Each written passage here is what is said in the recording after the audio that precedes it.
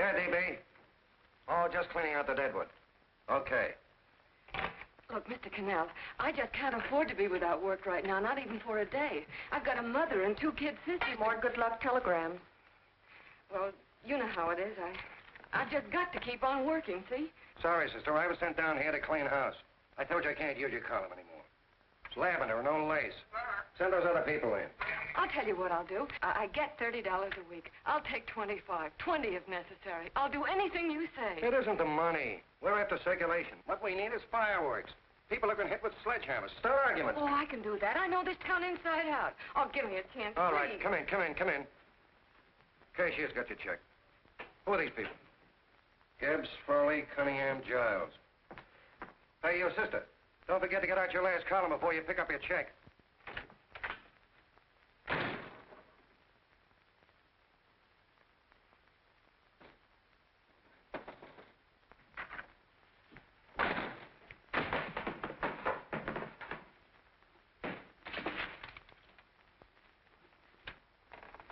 You're a couple of sticks shy in your column, man. Big rich slob like D.B. Norton buys the paper and 40 heads are chopped off. Did you get it, too? Yeah. You too? Oh, Joe. Oh, I'm sorry, darling. Why don't we tear the building down? Before you do, Ann, perhaps you'd better finish this column. Yeah, lavender and old lace. Wait, Joe. Wait. Wants fireworks, huh? Okay.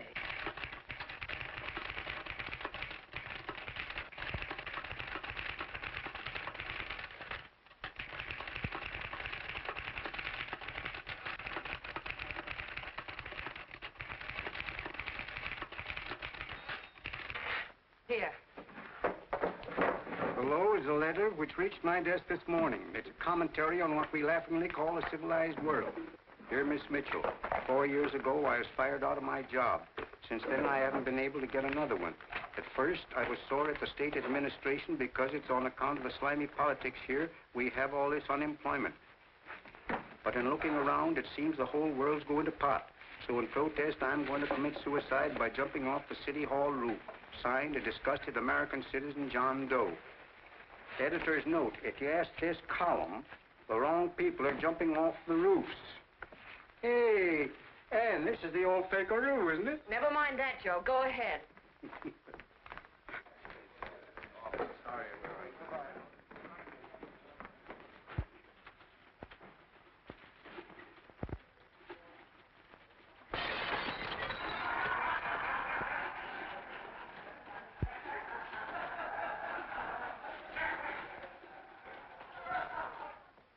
And it's because of the slimy politics that we have all this unemployment here.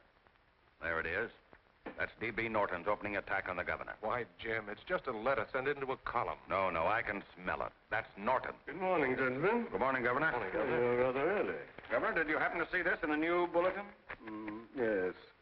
I had it served with my breakfast this morning. Jim thinks it's D.B. Norton at work. Of course it is. Oh, come, Jim. That little item, D.B. Norton does things in a much bigger way. This is his opening attack on you, Governor. Take my word for it.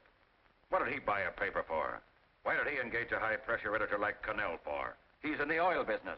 I tell you, Governor, he's after your scalp. All right, Jim, all right. Don't burst a blood vessel. I'll look into it. You get me Spencer of the Daily Chronicle, please? Yes, I saw it, Governor. If you ask me, that's a phony letter. Why, that gagger's got whiskers on it. Okay, I'll get the mayor and maybe the Chamber of Commerce to go after them. Get Mayor Lovett on the phone. Sorry, the mayor's busy on the other phone. Yes, I know, Mrs. Brewster. It's a terrible reflection on our city. I've had a dozen calls already. Spencer of the Chronicle. Hold him. Just a minute. Yes, Mrs. Brewster. I'm listening. I insist that this John Doe man be found and given a job at once. Now, if something isn't done about it, I'll call out the whole auxiliary. Yes, and the junior auxiliary, too. We'll hold a meeting and see that it is... Yes, Spencer? Oh, the governor? Well, what about me? It's my building he's jumping off of, and I'm up for re-election, too. What are you doing? Get Cannell at the bulletin. Why, he's liable to go right past my window. Get me Cannell. What was that? What? Out the window. Something just flew by. I didn't see anything. Well, don't stand there, you idiot. Go and look. Open the window. Oh, why did he have to pick on my building? Is there a crowd in the street? No, sir. Then maybe he's caught on a ledge. Look again. I think it must have been a seagull. A seagull? What's a seagull doing around the city hall? That's a bad omen, isn't it? Oh, no, sir. The seagull is a lovely bird. It's all right, Mrs. Brewster. It was just a seagull. Can I help? Nothing's happened yet. No, I'm watching. Don't worry, Mrs. Brewster. Just leave it all to me. Spencer, I'll call you back. Hello, Canal? What are you doing? This is the mayor. Yes, Mayor Lovett. How many times are you going to call me? I've got everybody and his brother and sister out looking for him. Did you see the box I'm running? An appeal to John Doe. Think it over, John. Life can be beautiful, says Mayor. If you need a job, apply to the editor of this paper and so forth and so forth. Okay, Mayor, I'll let you know as soon as I have something. What? Well, pull down the blinds. Went up to Miss Mitchell's house, boss. Boy, she's in a bad way. Where is she? Hey, do you know something? She supports a mother and 2 kids. What do you know about that? Did you find her? No. Her mother's awful worried about her. When she left the house, she said she was going on a roaring drunk. Of the girl, I mean. Go out and find her. Sure. Hey, but the biggest thing I didn't tell you, her old man's Doc Mitchell. You know the doctor saved my mother's life and wouldn't take any money for it? You remember that. Okay, boss, I'll go and look for her. Holy smokes, Commissioner, you've had 24 hours. Okay, Hawkshaw, grab a pencil. Here it is again. About 5'5", brown eyes, light chestnut hair, and as fine a pair of legs as ever walked into this office. Did you want to see me? No. I've had the whole Army and Navy out searching for you because that's a game we play here every day. I remember distinctly being fired. That's right. But you have a piece of property that still belongs to this newspaper, and I'd like to have it. What's that? The letter. What letter? The letter from John Doe. Oh. The whole town's in an uproar. We've got to find him, and the letter's the only clue. There is no letter. We'll get a handwriting expert to... What? There is no letter.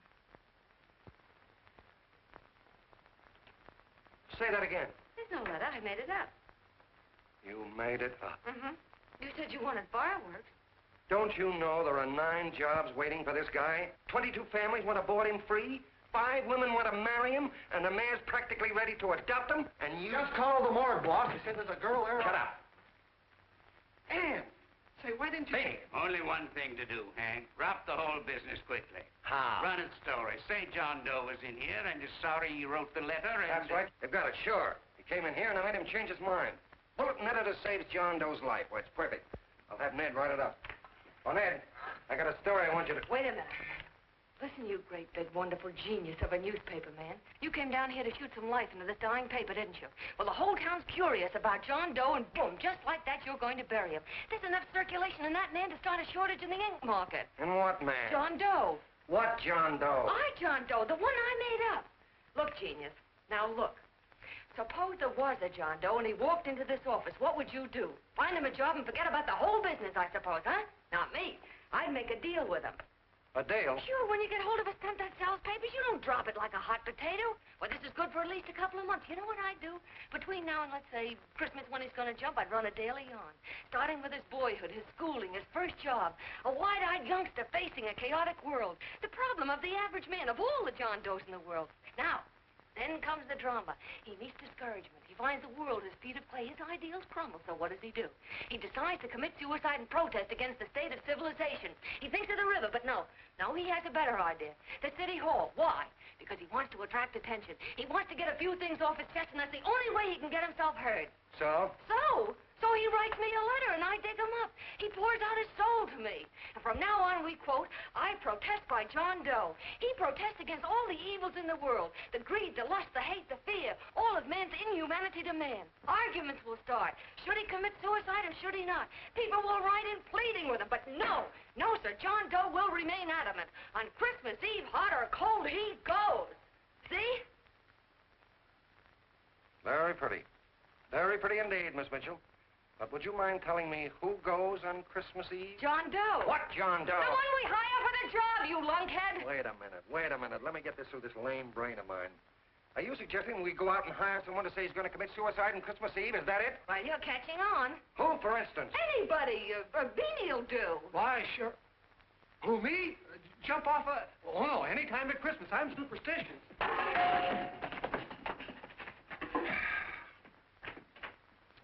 Miss Bishop, do me a favor. Will you go on out and get married and have a lot of babies, but stay out of newspaper business. Better get that story in, Hank. It's getting late. You're supposed to be a smart guy. If it was raining $100 bills, you'd be out looking for a dime you lost someplace. Holy smokes, wasting my time listening to this mad woman. Look, Chief, look at the Chronicle. It's running on John Doe. They say it's a fake. Why, the no good to... John Doe story, amateur journalism. It's palpably phony. It's a wonder anyone is taking it serious. What do you think of those guys? That's fine. That's fine. Now fall right into their laps. Go ahead. Say John Doe walked in and called the whole thing off. You know what that's going to sound like on top of this. That's all, Ned. Thank you. All right. Amateur journalism, huh? Why, that bunch of sophomores, I can teach them more about... Hey, boss, get a load of this. What? Look. What do they want? They all say they wrote the John Doe letter. Yeah, boss. Oh, they all wrote the letter. Tell them all to wait. Look, Mr. Cannell, one of those men is your John Doe. They're desperate and will do anything for a cup of coffee. Pick one out and you can make the Chronicle eat their words. I'm beginning to like this. If you ask me, Hank, you're playing around with dynamite. No. The gal's right. We can't let the Chronicle get the laugh on us. We've got to produce a John Doe now. Amateur journalism, huh? I'll show those guys. Sure, and there's no reason for them to find out the truth either, because naturally I won't say anything. Okay, sister, you get your job back. That's a bonus. What bonus? Oh, the bonus of $1,000 the Chronicle was going to pay me for this little document. You'll find it says, I, Ann Mitchell, hereby certify that the John Doe letter was created by me. I can read. Sorry. You think this is worth $1,000, do you? Oh, the Chronicle would consider it dirt cheap. Packs everything, including a gun. Okay, sister, you got yourself a deal. Now let's take a look at the candidates. The one we pick has got to be the typical average man. Typical American that can keep his mouth shut. Show me an American who can keep his mouth shut and I'll eat him. Okay, Beanie, bring him in one at a time.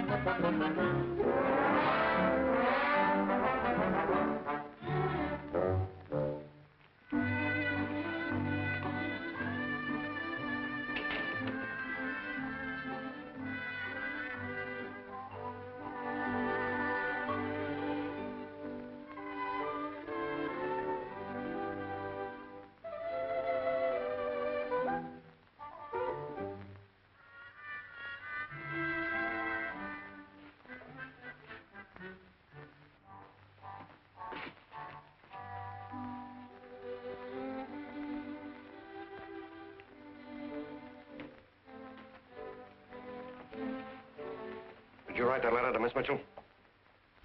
No, I didn't. What are you doing up here, then? Well, the paper said there were some jobs around loose. Thought there might be one left over. Had any schooling? Yeah, a little. What do you do when you work? I used to pitch. Baseball? Yeah, till the wing went bad. Where'd you play? Bush leagues, mostly. How about family? Got any family? No. Oh, just traveling through, huh? Yeah. Me and a friend of mine. He's outside. Looks all right. Be perfect, a baseball player. What could be more American? Wish he had a family, though. Be less complicated without a family. Look at that face. It's wonderful. They'll believe him. Come on. What's your name? Willoughby. John Willoughby. Long John Willoughby, they called me in baseball. Would you like to make some money? Yeah. Maybe. Would you be willing to say you wrote that letter and stick by it?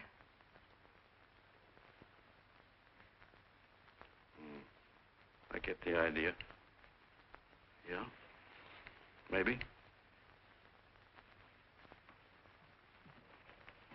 That's our man. He's made to order. I don't know. He don't seem like the kind of a guy that'd fall in line. When you're desperate for money, you do a lot of things, Mr. Cannell. He's our man, I tell you. He fainted. Get the water, quickly. Hurry up, Pop. Oh. Right here, sit down. Huh? You all right? Yeah, I'm all right. How many is that, 6?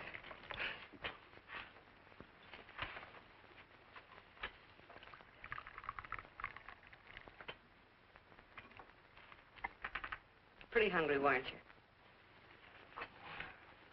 this John Doe business is batty, if you ask me. Well, nobody asked you. Trying to improve the world by jumping off buildings. You couldn't improve the world if the buildings jumped on you. Don't mind the colonel. He hates people. He liked you well enough to stick around. Well, that's because we both play doohickeys. I met him in a boxcar a couple of years ago. I was fooling around with my harmonica, and he comes over and joins in. I haven't been able to shake him since.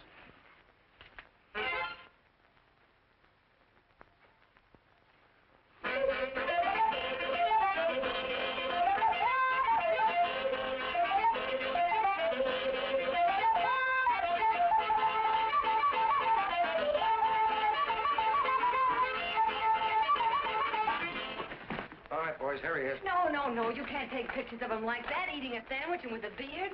But he's going to jump off a building. Yes, but not because he's out of a job. That's not news. This man's going to jump as a matter of principle. Well, maybe you're right. We'll clean him up and put him in a hotel room under bodyguards. We'll make a mystery out of him. Did you speak to Mr. Norton? Thinks it's terrific. Says for us to go the limit. Wants us to build a bonfire under every big shot in the state. Oh, swell. Is that the contract? Yeah. What's he doing here? Friend of his. They play duets together. Duets? But can we trust him? Oh. I trust him. Oh, you trust him, eh? Well, that's fine. I suppose he trusts you, too. Oh, stop worrying. He's all right. Okay, but we don't want more than a couple of hundred people in on this thing. Now, the first thing I want is an exact copy of the John Doe letter in your own handwriting. I've got it already. Here. No, that's fine. Now, I want you to sign this agreement. It gives us an exclusive story under your name, day by day, from now until Christmas. On December 26th, you get one railroad ticket out of town. And the bulletin agrees to pay to have your arm fixed. That's what you want, isn't it? Yeah, but it's got to be by Bonesetter Brown. Okay, Bonesetter Brown goes. Here, sign it. Meanwhile, here's $50 spending money. That's fine. Beanie? Yes, boss. Take charge of him. Get him a suite at the Imperial and hire some bodyguards. Yeah, and some new clothes, Beanie. You think we better have him deloused? Yeah. Both of them? Yes, both of them, but don't let them out of your sight. Hey, Beanie, gray suit, huh? Yes. Okay, fellas.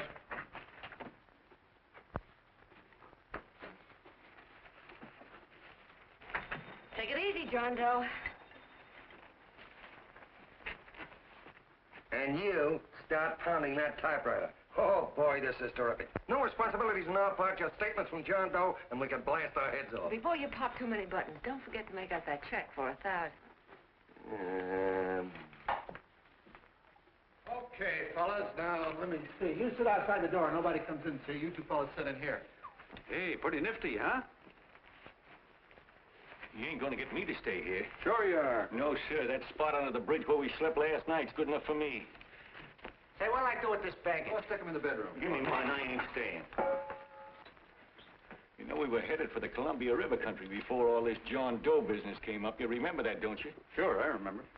Say, your ears popped coming up in the elevator. Mine did. All along, John. I tell you, it's no good. You're gonna get used to a lot of stuff that's gonna wreck you. Why, that $50 in your pocket's beginning to show up on you already.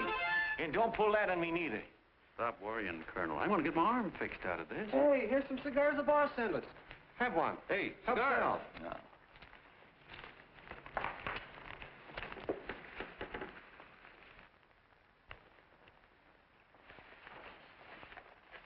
Say, I'll bet you even the major leaguers don't rate an outfit like this. Here, make yourself comfortable. Paper? I don't read no papers, and I don't listen to radios either. I know the world's been shaped by a drunken barber, and I don't have to read it. I've seen guys like you go under before. Guys that never had a worry. Then they got a hold of some dough and went goofy. The first thing that happens to a guy... Get a load of the bedroom. No. The first thing that happens to a guy like that, he starts wanting to go into restaurants and sit down at a table and eat salads and cupcakes and tea. Boy, what that kind of food does to your system.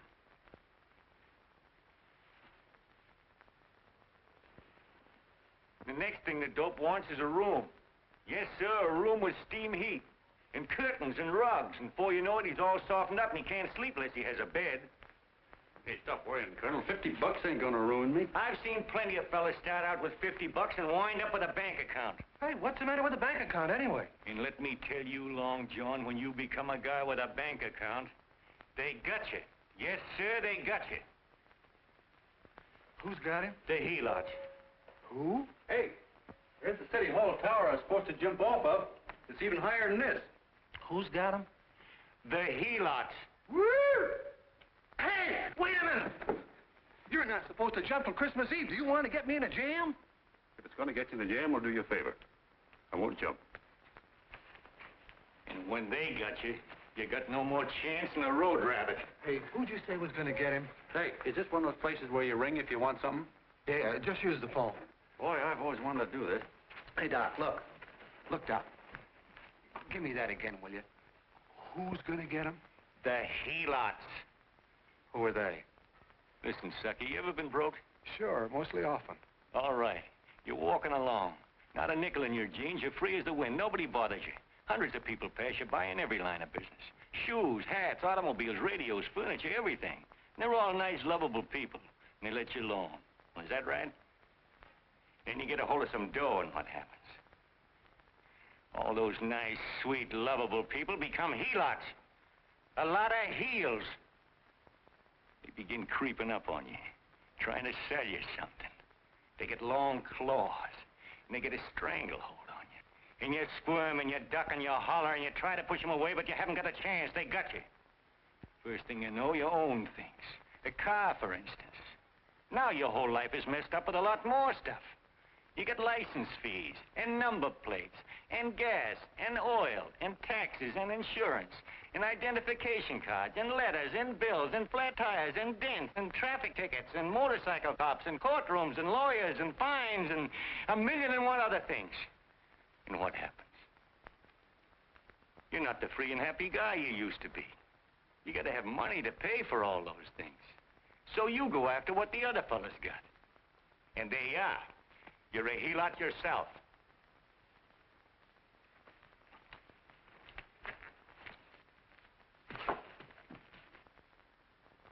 You win, Colonel. Here, take the 50. Go ahead and get rid of it. You bet I will, just as fast as I can. I'm gonna get some canned goods, a fishing rod, and the rest I'm gonna give away. Give away? Hey, get me a pitcher's glove. I got to get some practice. Say, he's giving it away. I'm gonna get me some of that. Hey, come back here, you helot. For you send up 5 hamburgers with all the trimmings, 5 chocolate ice cream sodas, and 5 pieces of apple pie. No, apple with cheese. Yeah, thanks.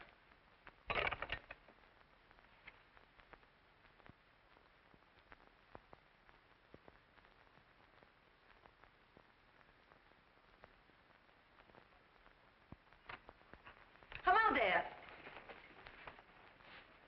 Well, well. If it isn't the man about town. All set, Miss Ann. Hmm? Oh, yes. Let's go.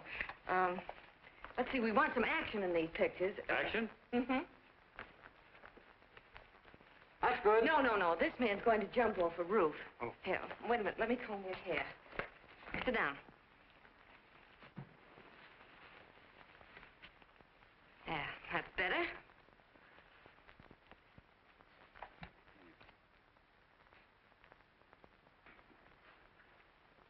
You know, he's got a nice face, hasn't he? Yeah, he's pretty. Sit down, quiet egghead. All right, now a serious expression. Can't. I'm feeling too good. Oh, come on now, this is serious. You're a man disgusted with all of civilization. With all of it? Yes, you're sore at the world. Come on now. Oh, crabby guy, huh? Yeah. No.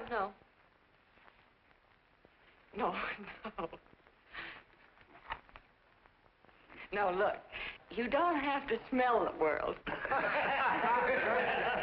Well, all those guys in the Never picture mind stand- those guys. All right, stand up. Now, let's see what you look like when you protest. Against what? Against anything, just protest. You got me. Oh, look, I'm the umpire, and you just cut the heart of the plate with your fast one, and I called it a ball. What would you do? Oh, you did, huh? Yeah. Why can't you call it right, you boneheaded... Grab it!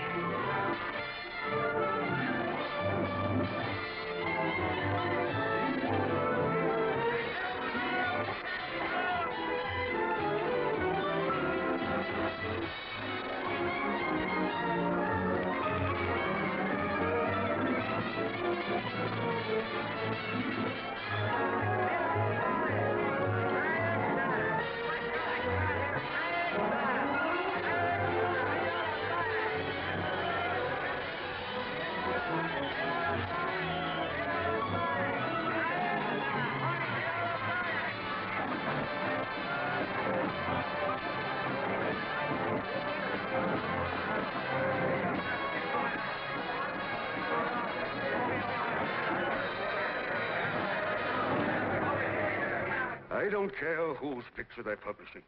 I still say that this John Doe person is a myth, and you can quote me on that. And I'm going to insist on his being produced for questioning.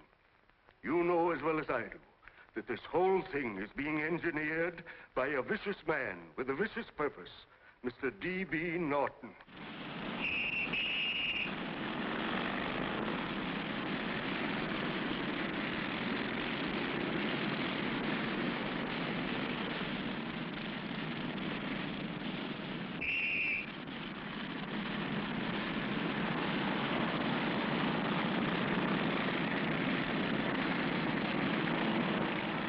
And Miss Mitchell are at the house, sir. Oh, they are? All right. Come on. Personally, I think it's just plain stupidity to drop it. Now, you should see a fan mail, thousands. Why, it's going over like a house afire. What are you afraid of, Canal? It's doubled our circulation. Yeah, but it's got everybody sore. Ads are being pulled. The governor's starting a libel suit. What's more, they all know John Doe's a phony, and they insist on seeing Well, what about it? Let them see him. We'll go on one better. They can also hear him. You own a radio station, Mr. Norton. Why not put him on the air? Watch out for this dame DB. She'll drive you batty. Oh, Look, we can't let him get to this Bush League pitcher and start pumping him. Good night. Now, tell him what that screwball might do. I walked in yesterday. Here he is, standing on a table with a fishing pole. Fly casting. Take my advice and get him out of town before this thing explodes in our faces. If you do, Mr. Norton, you're just as much of a dumb cluck as he is. Excuse me. No, you got yourself a meal ticket and you hate to Sure, let it's go. a meal ticket for me, I admit it, but it's also a windfall for somebody like Mr. Norton who's trying to crash national politics. That's what you bought the newspaper for, isn't it? You want to reach a lot of people, don't you?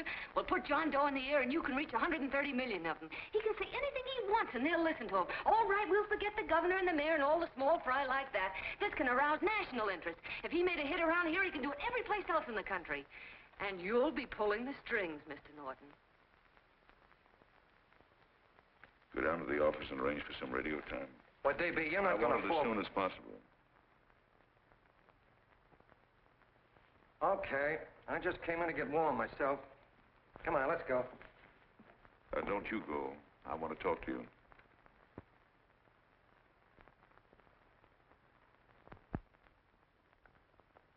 Sit down.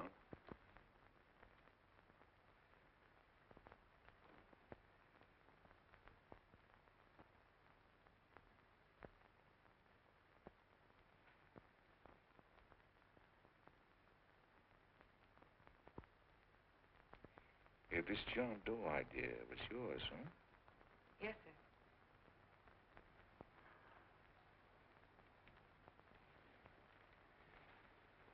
How much money do you get? $30. $30. Well, what are you after? I mean, what do you want? A journalistic career? Money. Money? Well, I'm glad to hear somebody admit it. Do you suppose you could write a radio speech that would put that fellow over? Oh, I'm sure I can. Do it, and I'll give you $100 a week. $100? That's only the beginning. You play your cards right, and you'll never have to worry about money again. Oh, I know it. Hello. Hello. Whenever there's a pretty woman around.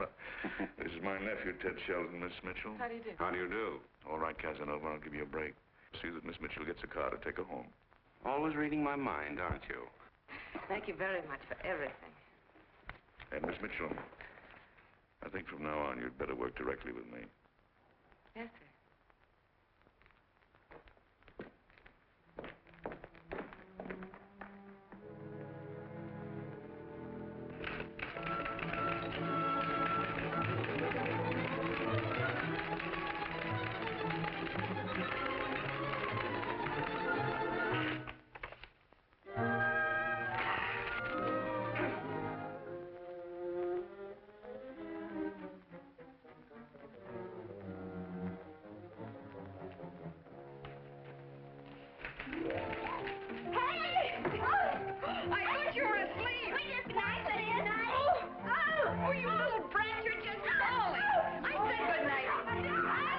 Come, children. It's past your bedtime. Come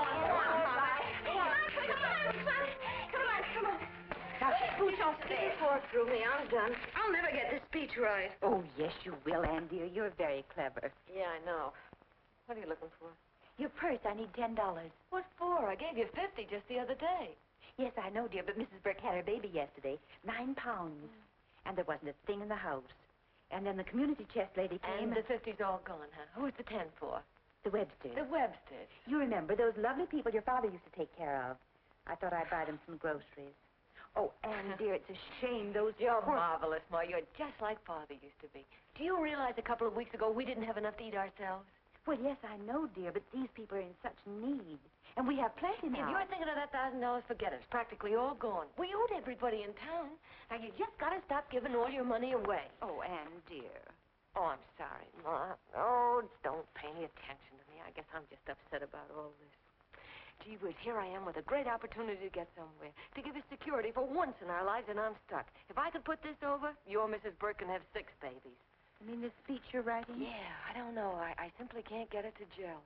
I created somebody who's going to give up his life for a principle. Hundreds of thousands of people are going to listen to him over the radio. And unless he says something that's, well, that's sensational, it's just no good. Well, honey, of course, I don't know what kind of a speech you're trying to write, but judging from the samples I've read, I don't think anybody will listen. What? Darling, there's so many complaining political speeches. People are tired of hearing nothing but doom and despair on the radio. If you're going to have him say anything, why don't you let him say something simple and real, something with hope in it? If your father were alive, he'd know what to say. Oh, yeah. Father certainly would. Wait a minute. Hmm?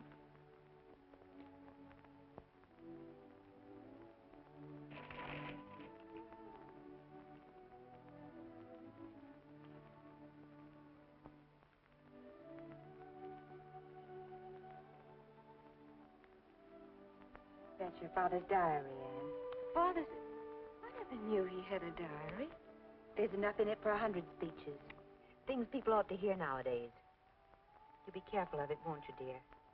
Always help to keep your father alive for me. You bet I will, Ma. Wait a minute. John Doe don't want to sign no autograph. Well, what does he do all day? What does he do all day? He's writing out his memories. Sorry, lady, you can't see Mr. Doe. He wants to be alone. No, he just sits around all day and commutes with himself.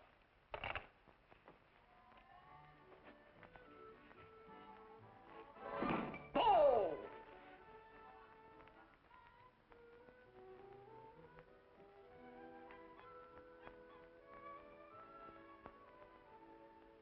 I don't know how you're going to stand it around here till after Christmas. I'll bet you ain't heard a train whistle in 2 weeks.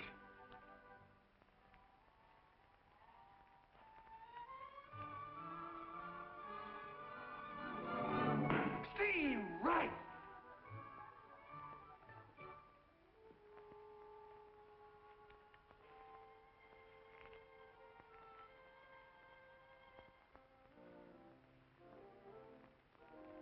I know why you're hanging around.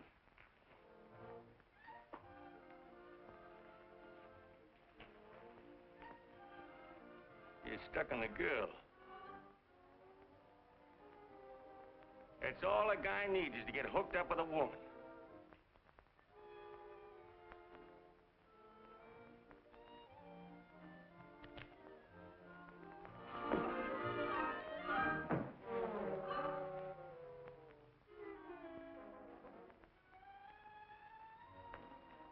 What was that, a single? First baseman dropped the ball. Butterfingers!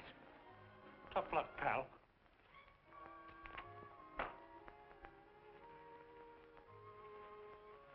Guy has a woman on his hands. First thing he knows, his life is balled up with a lot more things. Furniture.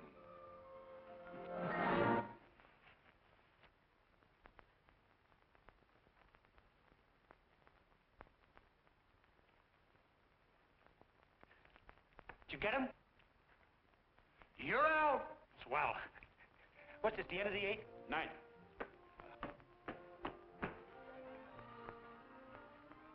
Hey, Beanie, there's a couple of mugs in the Chronicle snooping around out here. Ah. Come on, Angel Face. Gangway. What's the score, Angel Face? 3-2, our favor. Gee, that's great.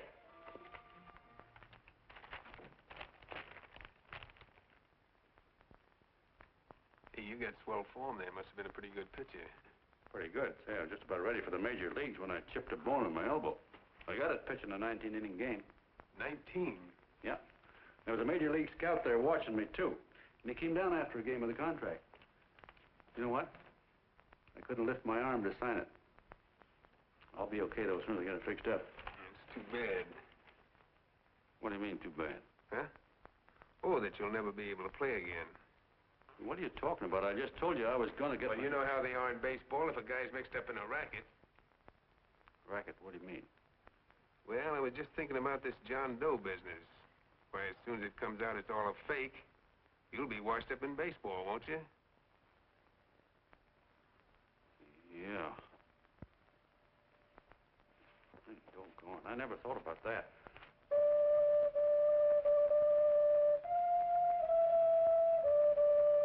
Gosh. And another thing, what about all the kids in the country? The kids that idolize ball players. What are they going to think about you? Yeah. Hey, Colonel. Did you hear that? I gotta figure some way out of this thing. Elevators are still running. I know one way you can do it. How? Well, when you get up there on the radio, all you have to do is to say the whole thing's a frame-up. Make you a hero sure as you're born. Yeah, but how am I going to get my arm fixed? Well, that's a cinch. I know somebody who'll give you $5,000 just to get up on the radio and tell the truth. $5,000? Yeah, $5,000, and he gets it right away. You don't have to wait till Christmas. Look out, Long John. They're closing in on you. Say, who's putting up this dough? Fellow runs the Chronicle. Here's the speech you make, and it's all written out for you. $5,000. Holy mackerel, I can see the helots coming, the whole army of them. It's on the level.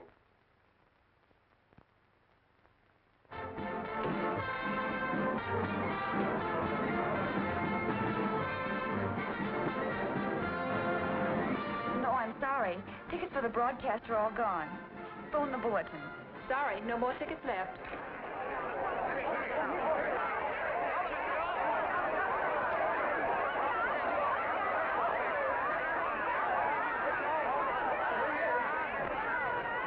John, all set for the big night?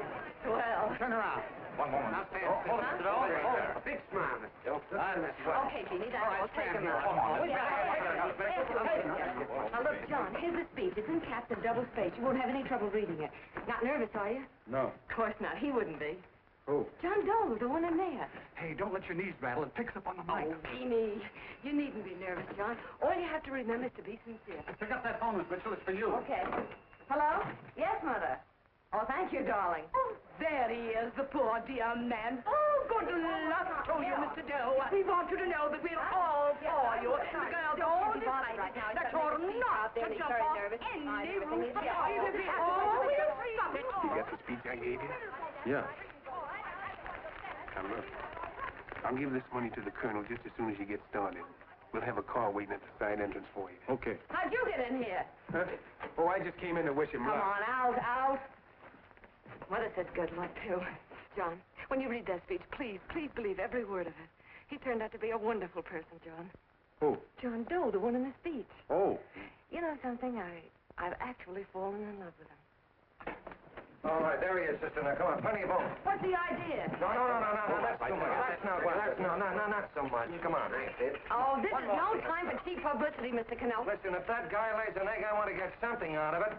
I'm getting a Jane Doe ready. Oh, come on. Here. Will you, fellas? Here you Give me a are. All right, kiss. that's I enough. have to make take one more. No, that's fine, honey. You go ahead. All right, I need one more. Go ahead. How you doing? Oh. All right, Benny, bring him in. Holy smoke, a happy helot. There you are, boss, just like you ordered. Symbols of little people. Okay, get him up. All right, young fella. This is ridiculous, Mr. Cannell. Come on, give me a kiss. It is on the airplane. Come on, Oh, fellas, I told you to have you want it. No, come on,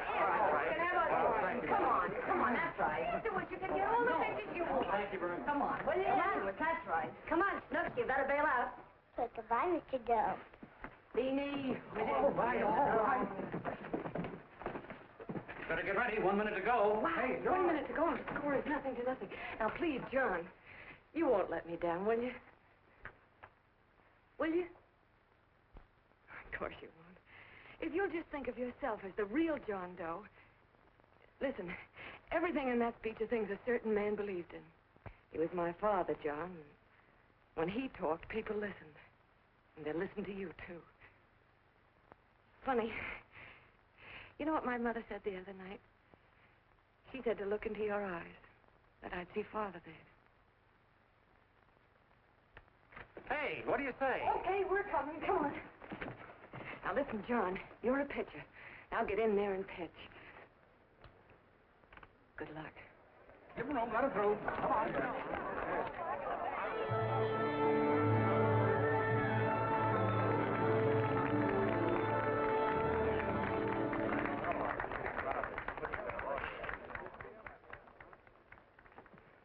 Hey, let's get out of here. There's the door right there. Hey, what are you doing here? That's what I'd like to know. Come on, out. Hey, he's a friend of mine. Never mind, let him alone. He's all right. I'll be right over there pulling for you. No, John, over here.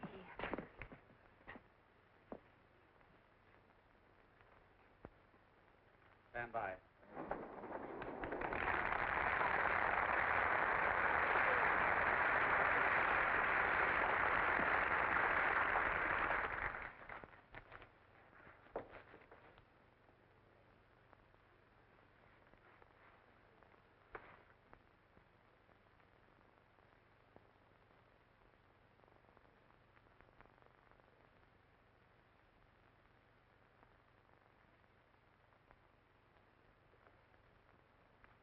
Phone the Chronicle. Tell them to start getting those extras out.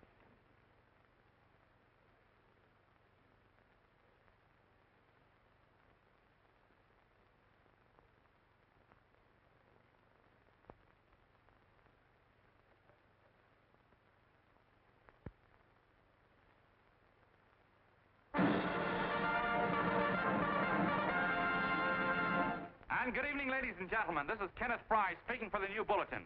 Tonight we give you something entirely new and different. Standing beside me is the young man who has declared publicly that on Christmas Eve he intends to commit suicide, giving as his reason, quote, "I protest against the state of civilization," end quote. Ladies and gentlemen, the New Bulletin takes pleasure in presenting the man who is fast becoming the most talked-of person in the whole country, John Doe.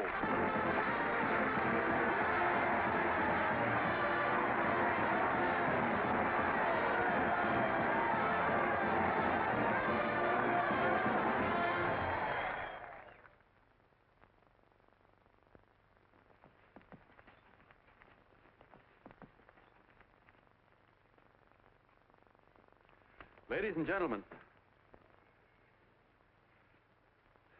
I am the man you all know as John Doe.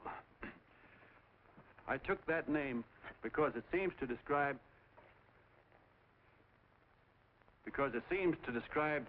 the average man. And that's me. and that's me. Well, it was me before I said I was going to jump off the city hall roof at midnight on Christmas Eve. Now I guess I'm not average anymore. Now I'm getting all sorts of attention. From big shots, too. We've been double-crossed. The mayor and the governor, for instance. They don't like those articles I've been writing. You're an imposter, young fellow. That's a pack of lies you're telling. Who wrote that speech for you?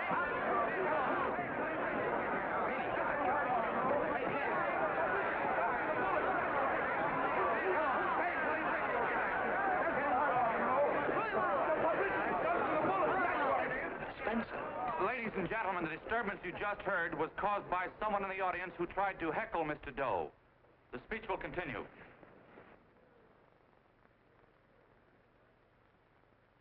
Well, people like the governor and that fellow there can stop worrying. I'm not going to talk about them. I'm going to talk about us, the average guys, the John Does. If anybody should ask you what the average John Doe is like, you couldn't tell him because he's a million and one things. He's Mr. Big and Mr. Small. He's simple and he's wise. He's inherently honest, but he's got a streak of larceny in his heart. He seldom walks up to a public telephone without shoving his finger into the slot to see if somebody left a nickel there.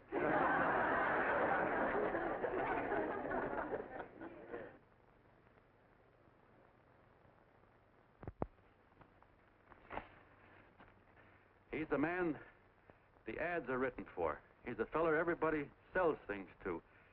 He's Joe Dokes, the world's greatest stooge and the world's greatest strength.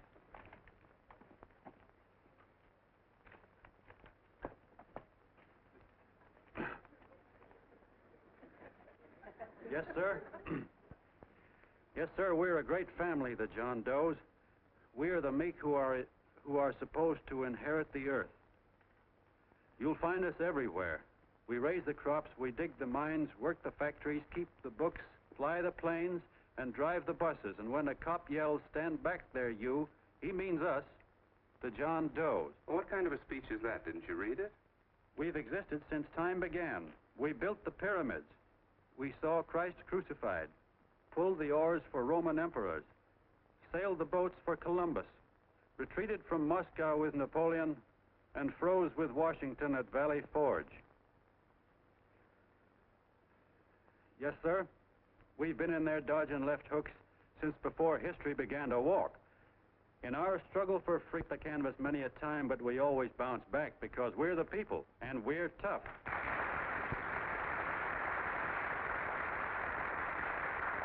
They've started a lot of talk about free people going soft, that we can't take it.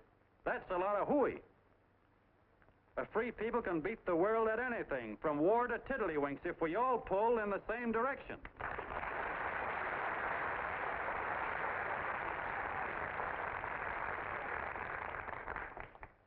I know a lot of you are saying, "What can I do? I'm just a little punk. I don't count."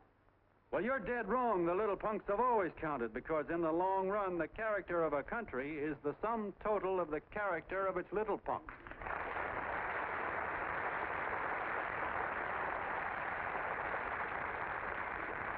But we've all got to get in there and pitch. We can't win the old ball game unless we have teamwork. And that's where every John Doe comes in. It's up to him to get together with his teammate. And your teammate, my friends, is the guy next door to you. Your neighbor. He's a terribly important guy, that guy next door. You're going to need him, and he's going to need you, so look him up. If he's sick, call on him. If he's hungry, feed him. If he's out of a job, find him one. To most of you, your neighbor is a stranger, a guy with a barking dog and a high fence around him. Now, you can't be a stranger to any guy that's on your own team. So tear down the fence that separates you. Tear down the fence, and you tear down a lot of hates and prejudices. Tear down all the fences in the country, and you really have teamwork.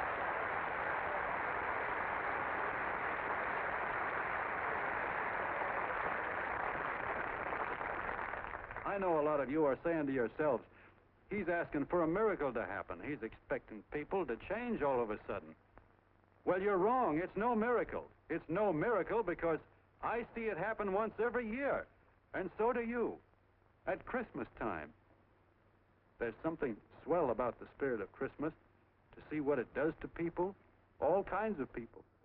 Now, why can't that spirit, that same warm Christmas spirit, last the whole year round? Gosh, if it ever did, if each and every John Doe would make that spirit last 365 days out of the year, we'd develop such a strength, we'd create such a tidal wave of goodwill that no human force could stand against it. Yes, sir, my friends. The meek can only inherit the earth when the John Does start loving their neighbors. You better start right now.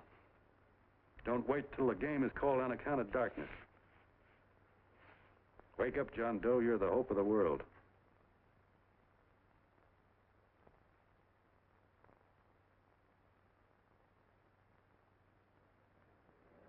John, you go wonderful.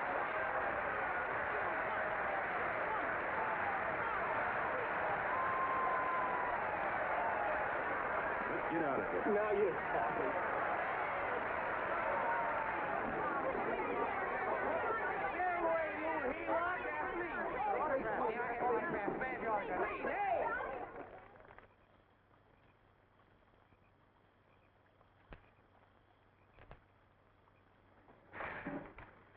knew you'd wake up sooner or later.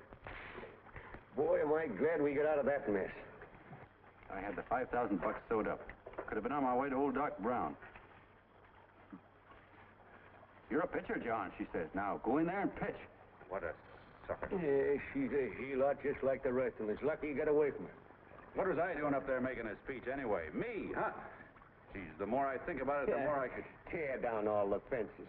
Why, if you tore one picket off of your neighbor's fence, he'd sue you. 5,000 bucks, had it right in my hand. What do you mean he ran away? We'll go after him, find him. That man is terrific.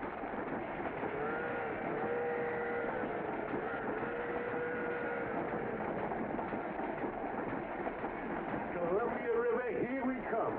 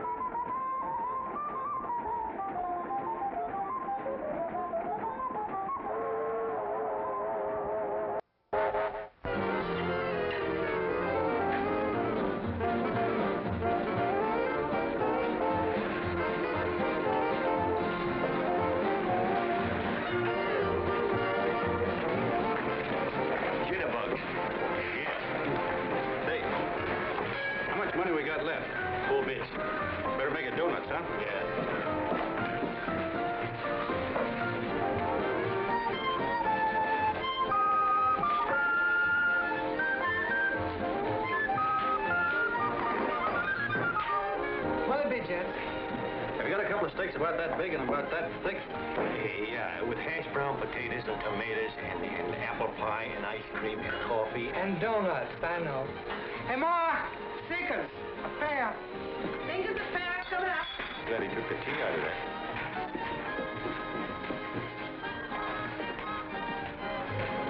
Hey, look. Join the John Doe Club. John Doe Club?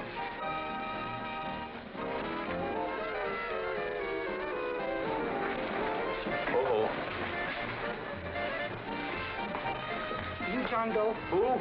John Doe. Ah, you need glasses, buddy. Oh, but it's a spitting image of John Doe. Yeah, but his name is Willoughby. I'm John Willoughby. I'm a baseball player. Sure. Oh, no, I know that voice anyway. You can't kid me. You're John Doe. Hey, Ma! Ma! That's John Doe. John Doe? Yeah, sitting right there, big as life. Who'd you say it was? John Doe, the big guy there. Pictures in the paper. That's John Guy. John Doe.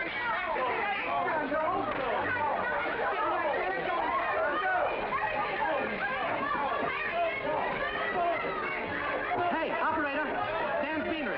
Look, call everybody in town. John Doe was just in my place. Yeah, he ordered donuts.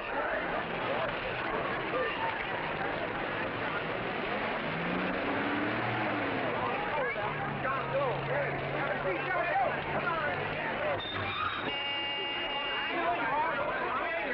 a seat, John Doe. Come on. My office is packed like a sardine box. What does John Doe look like, Mr. Mayor? Oh, he's one of those great big outdoor type men. No, you can't see him. You didn't boost me the last time. Shame on you. What are you doing there? Get off my front porch anyhow. Mr. Norton come yet?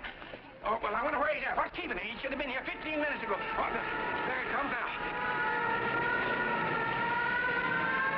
Now, everybody on your dignity. Don't do anything to disgrace us. A little town, but we got to show off. Then let me talk to him. All right, but present it to him as a great cause for the common man. Ah, here he comes. Now, give him room down there. Give him room, folks. Come on now. Come on. Here he comes. Here he comes. Here's Mr. Martin. How do you do, Mr. Martin? I'm Mayor Hawkins. Get Mr. Martin back. Let me go, you darn tool. I'm the mayor. Mr. Martin. Mr. Martin. Mr. Martin. I'm Mayor Hawkins. Your office telephoned me to hold him. Well, that's fine. How is he? Oh, he's fine. He's right in my office there. You know, it's a big honor having John Doe here, and you too. Haven't had so much excitement since the old city hall burned down. People are so excited and their tourists goes up. Oh, but till it on, phone the newspapers, tell them Mr. Norton's here. Step right inside, Mr. Norton. My office. Very comfortable here, Mr. Norton. Just had it air conditioned. Gangway, please. Make room for Mr. Norton. Gangway. Gangway. Here he is, Mr. Norton. Well taken care of. The neighbors are serving him a light lunch. Hello, John. Mr. Mayor, if you don't mind, we'd like to talk to him alone. Why, certainly, certainly. All right, everybody. Clear out. No, but you... Everybody, quickly now. Come on, look at that. Come on. Come on. That's right. All right. Don't argue with me here. Wait till we get home. Don't you push me around like that. Even though I'm your wife, you can't push me around. Look, Mr. Norton, I think you got a lot of nerve having those people hold us here. There's nobody holding you here, Mr. Doe. It's only natural that nobody holding us here. Let's get going. Incidentally, my name isn't Doe. It's Willoughby. Look, John, something terribly important's happened. They're forming John Doe clubs. We know of 8 already, and they say that there's... John Doe clubs? What for? To carry out the principles you talked about in your radio speech. I don't care what they're forming. I'm on my way, and I don't like the idea of being stopped either. Oh, but you don't know how big this thing is. You should see the thousands of telegrams we've received and what they're saying about you. Look, it started as a circulation stunt, didn't it? Well, you got your circulation. Now, why don't you let me alone? Oh, it started as a circulation stunt, but it isn't anymore. Mr. Norton wants to get back of it and sponsor John Doe clubs all over the country. He wants to send you on a lecture tour. Me? Uh-huh. Oh, certainly. With your ability to influence people, it might grow into a glorious movement. Say, let's get something straight here. I don't want any part of this thing. If you got an idea I'm going around lecturing the people, why, you're crazy. Baseball's my racket, and I'm sticking to it. Come on, Colonel, let's get out of here. John, Please, please. I just got rid of one crowd. But please, Mr. Mayor, tell him the John Doe Club wants to talk to him. Let them in, Mr. Mayor. Let them come in. Okay, folks, but remember your manners. No stampeding. Walk slow, like you do when you come to pay your taxes.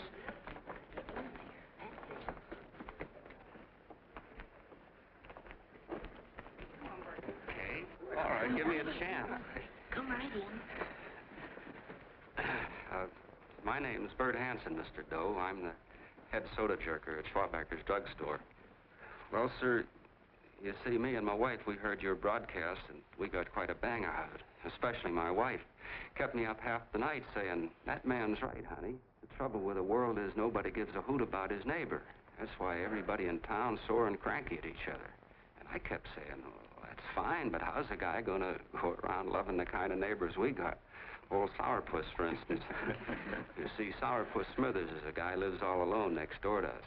He's a cranky old man and runs a second-hand furniture store. We haven't spoken to him for years. I always figured he was an ornery old gent that hated the world because he was always slamming his garage door and playing the radio so loud he kept half the neighbors up.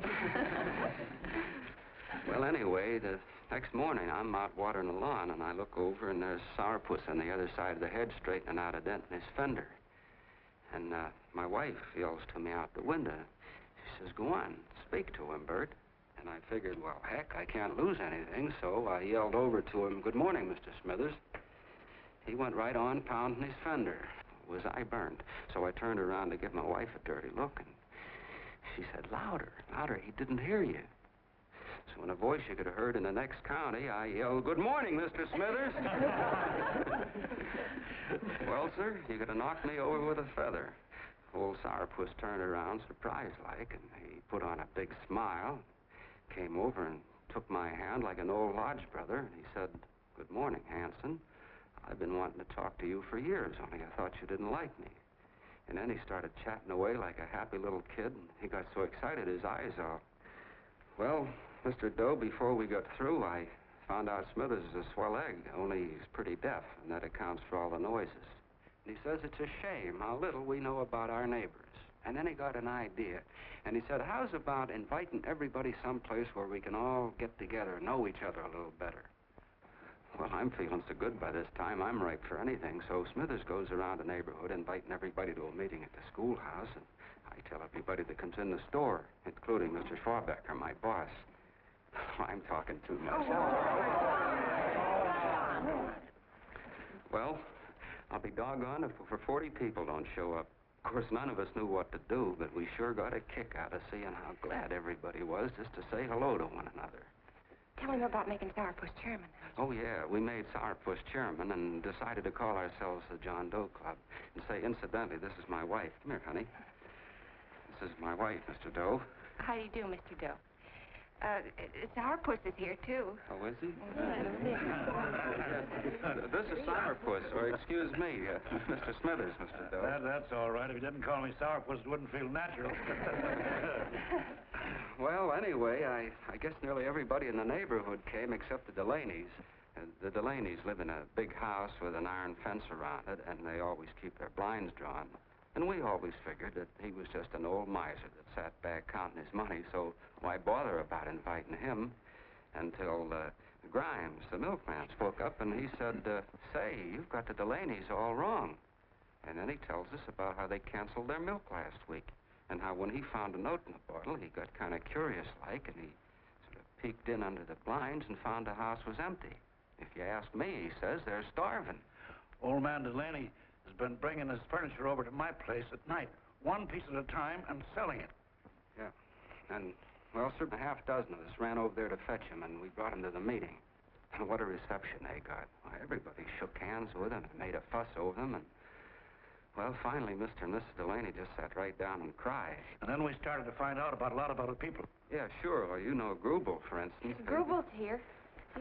Yeah, that's a... You don't know Grubel, but he's a man that everybody figured was the worst no-account in the neighborhood because he was living like a hermit, and nobody would have anything to do with him. That isn't Little Murphy. The postman told us the truth.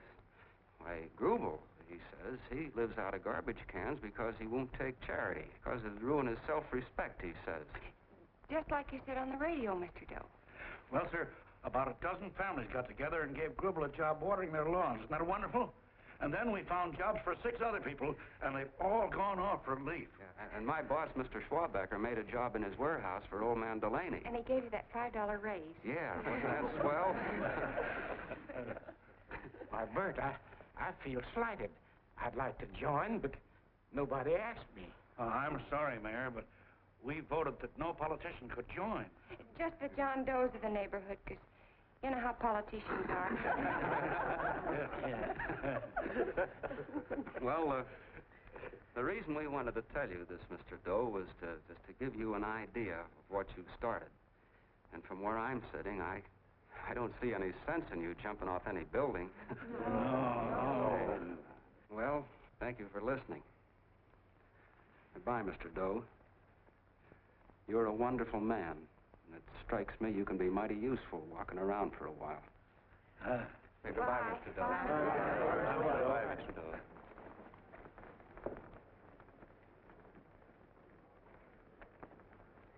I'm Mrs. Delaney, Mr. Doe.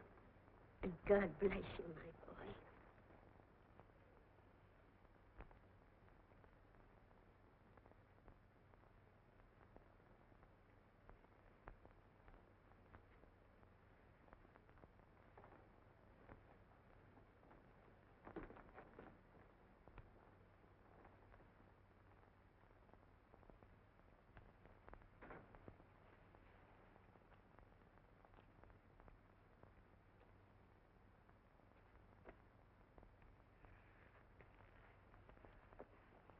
Gee whiz, I'm all mixed up. I don't get it. Look, all those swell people think I'm going to jump off a building or something. I never had any such idea. Gosh. The fellow'd have to be a mighty fine example himself to go around telling other people how to... Say, look, what happened the other night was on account of Miss Mitchell here. She wrote the stuff. Don't you see what a wonderful thing this can be? But we need you, John. You're hooked. I can see that right now. They got you. Well, I'm through. For 3 years, I've been trying to get you up to the Columbia River country. First it was your glass arm, then it was the radio, and now it's the John Doe clubs. Well, I ain't waiting another minute. Gangway, you helots! Hey, Colonel, wait a minute. I want you personally to go along with John Doe and Miss Mitchell and handle the press and the radio. Me? Yes, I don't want to take any chances. And Johnson? Yes, Stevie? Your crew will do the mop-up job. They'll follow John Doe into every town, see that the clubs are properly organized and the charters issued. Right. There are only 8 flags up there now. I want to see that map covered before we get through.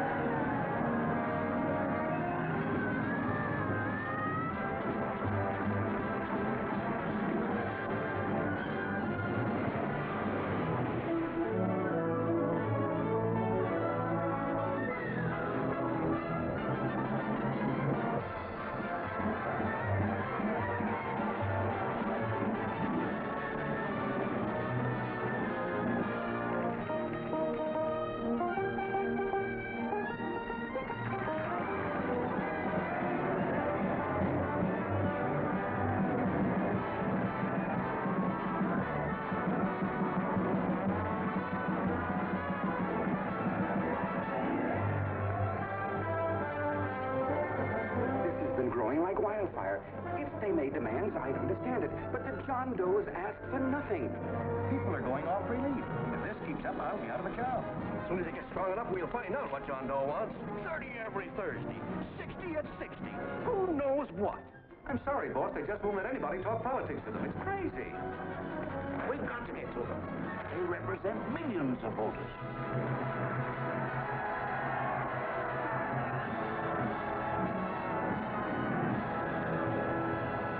I tell you, ladies and gentlemen, this thing has been nothing short of a prairie fire. We've received so many applications for charters to the John Doe clubs, we haven't been able to take care of them. I'd hate to have that many pins stuck in me. This John Doe convention is a natural. It's going to put our city on the map. Why, over 2,400 John Doe clubs are sending delegates. Can you imagine that? You, Mr. Mayor, will be the official host. You will make the arrangements for decorating the city, parades, and a reception for John Doe when he gets home. And don't wear your high hat. No high hat? No high hat. And from you, Cannell, I want a special John Doe edition every day until the convention is over. And now, if you will, please step into the outer office and look your prettiest because there are photographers there to take pictures of this committee. Don't worry, Libby. Everything will be taken care of. Isn't it all too wonderful? Gather down here in a nice group now. Get a cigarette from you. Oh, Mr. Mayor, would you step down in front row, please? You ladies get close to him. That's it. Well, I don't get it. Get what? Look, DB, I'm supposed to know my way around. This John Doe movement has cost you a fortune. Now, this convention is going to cost plenty. Well? Well, I'm stuck with 2 and 2, and I'm a sucker if I can make 4 out of it. Where do you come in?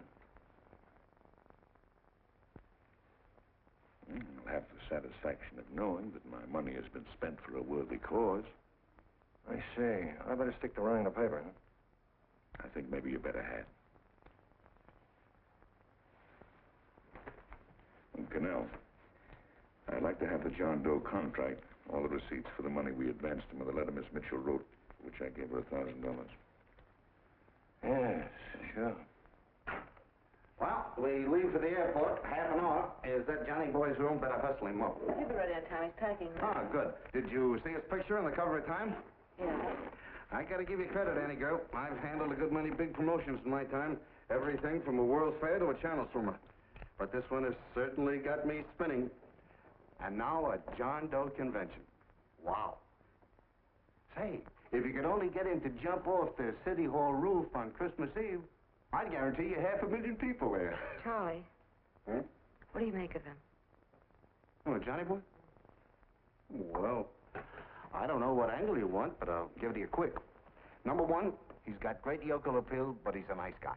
Number 2, he's beginning to believe he really wrote that original suicide letter that you made up. Number 3, he thinks that you're Joan of Arc or something. Yeah, I know. Number 4, well, you know what number 4 is. He's nuts about you. Yeah, it's running out of his ears. You left out number 5. We're all healed, me especially. Holy smoke. Come in.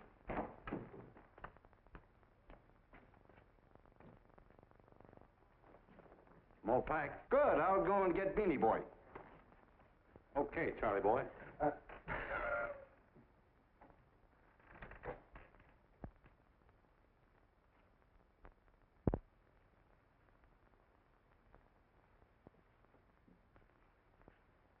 Can I help you pack? No, thank you.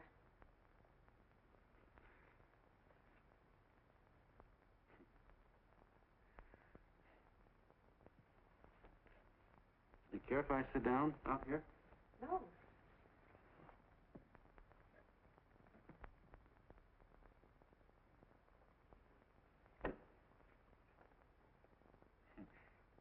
You know, I had a crazy dream last night. It was about you. About me? Sure was crazy. I dreamt I was your father.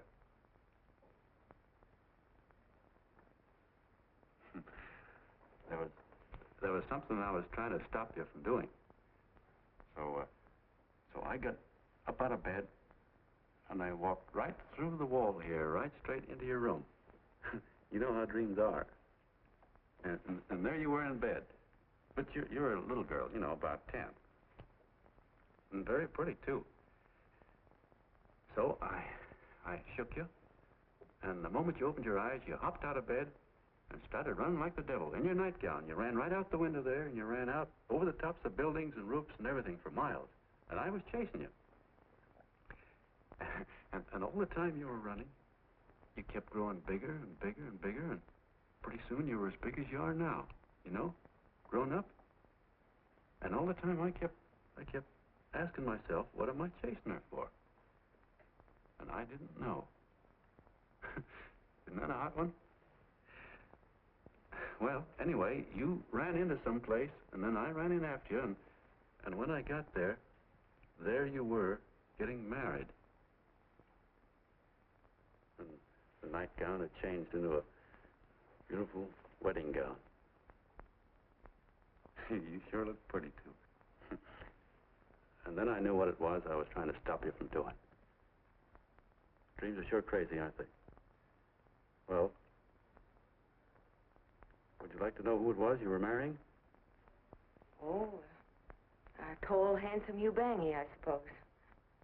No, not that bad. It was that fellow that sends you flowers every day. Yeah, what's his name? Mr. Norton's nephew? At Sheldon. Yeah, that's the one. But here's the funniest part of it all. I was the fellow up there doing the marrying, you know, the justice of peace or something. You were? I thought you were chasing me. Well, yes, I was, but I was your father then, see? But the real me, John Doe, or that is, Long John Willoughby, I was the fellow up there with the book. You know what I mean? I guess so. Then what happened? Well, I took you across my knee and I started spanking you. That is, I didn't do it. I mean, I did do it, but it wasn't me, you see. I was your father then. Well, I held you across my knee and I said, Annie, I won't allow you to marry a man that's just rich or that has his secretary send you flowers. The man you marry has got to swim rivers for you. He's got to climb high mountains for you. He's got to slay dragons for you. He's got to perform wonderful deeds for you. Yes, sir. And all the time, the guy up there, you know, with the book, me, just stood there nodding his head. He said, go to it, Pop. Whack her one from me, because that's just the way I feel about it, too. So he said, come on down here and whack her yourself. So I came down, and I whacked you a good one, see? And he whacked you. And I whacked you another one, and we both started whacking you like...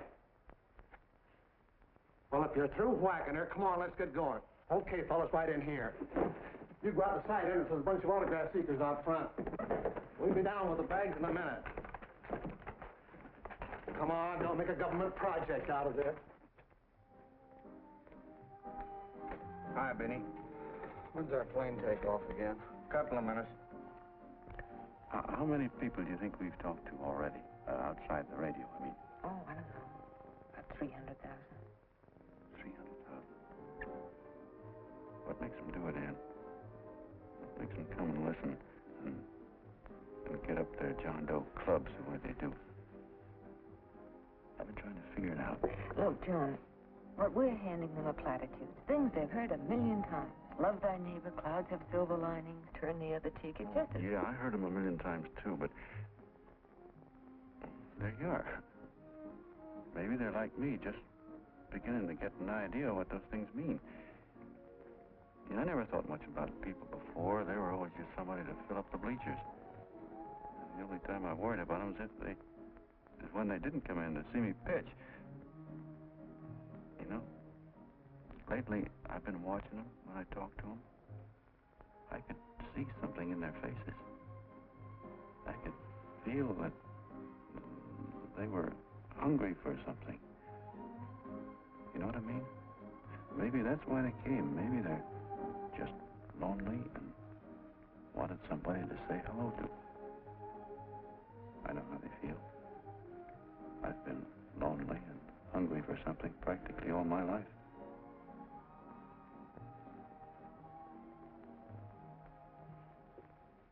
All aboard, folks. Yeah, that's true. Oh, somebody else sitting here? No, that's your seat.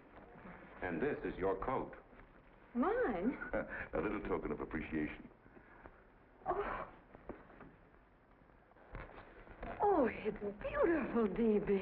Well, I don't quite know what to say. Well, don't say anything at all. Just sit down. Oh. Go ahead, open it. Oh.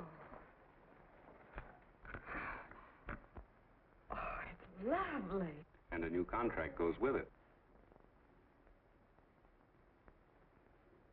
Well, come on, spring it. You've got something on your mind. Must be stupendous. You know, that's what I like about it. Right to the point. Like that. All right, Practical Annie. Here it is. Tomorrow night, before a crowd of 15,000 people and talking over a nationwide radio hookup, John Doe will announce the formation of a third party. A third party? Yes, the John Doe Party. Devoted entirely to the interests of all the John Does all over the country, which practically means 90% of the voters. He will also announce the third party's candidate for the presidency. A man whom he personally recommends. A great humanitarian. The best friend the John Does have. Mr. D.B. Norton. Yes.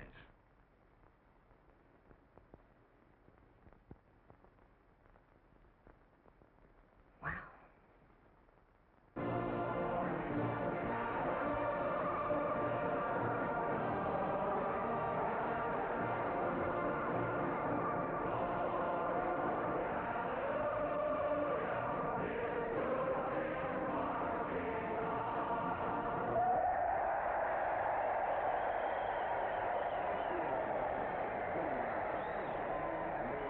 And although the opening of the convention is hours off, the delegates are already pouring into the ballpark by the droves, with lunch baskets, banners, and petitions asking John Doe not to jump off any roof. No matter how you look at it, it's still a phenomenal movement.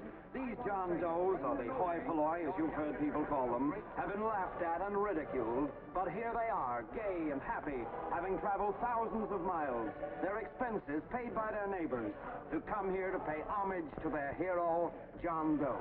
And in these days of wars and bombings, it's a hopeful sign that a simple idea like this can sweep the country. An idea based on friendliness, on giving and not taking, on helping your neighbor and asking nothing in return. And if a thing like this can happen, don't let any of your grumbling friends tell you that humanity is falling apart. This is John B. Hughes, signing off now and returning you to our main studio until 9 o'clock, when the convention will officially open. Oh, John, come in. Say, I'm kind of... It's raining out a little. That's all right. It's good to see you. Sit down. Thanks.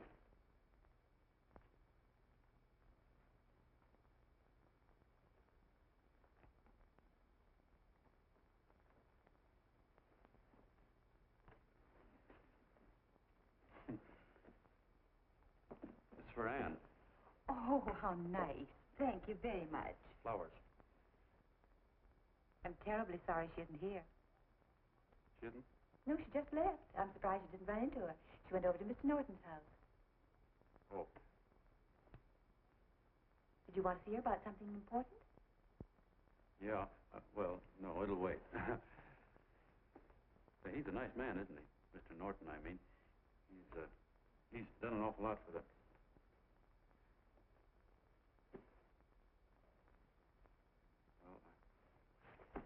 Say, my coat's pretty wet. I'm afraid I might have wet the couch a little.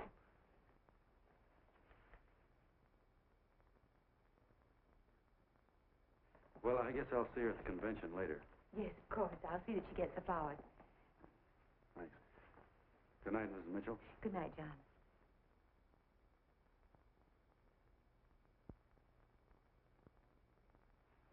Say, Miss Mitchell,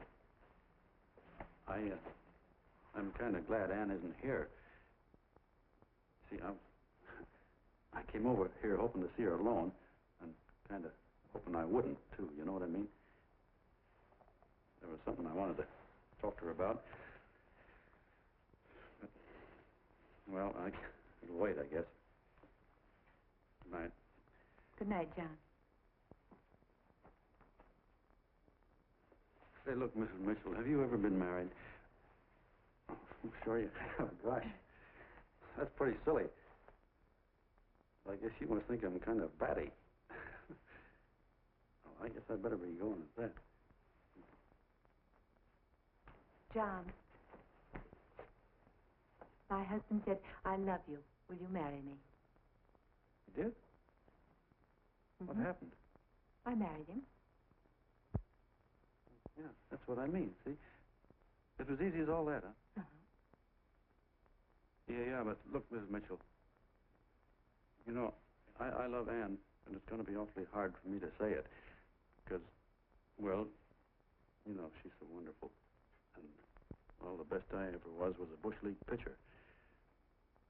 And, you know, I think she's in love with another man. The one she made up. You know, the real John Doe. Well, that's pretty tough competition.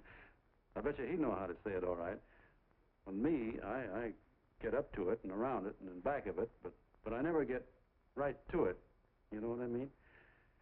So the only chance I've got is, well, if somebody could kind of give her a warning, sort of prepare her for the shock. You mean you'd like me to do it? Hmm? Well, I was thinking that, yeah, you know, sort of break the ice. Of course I will, John. Well, thank you, Mrs. Mitchell. Hey, you're okay.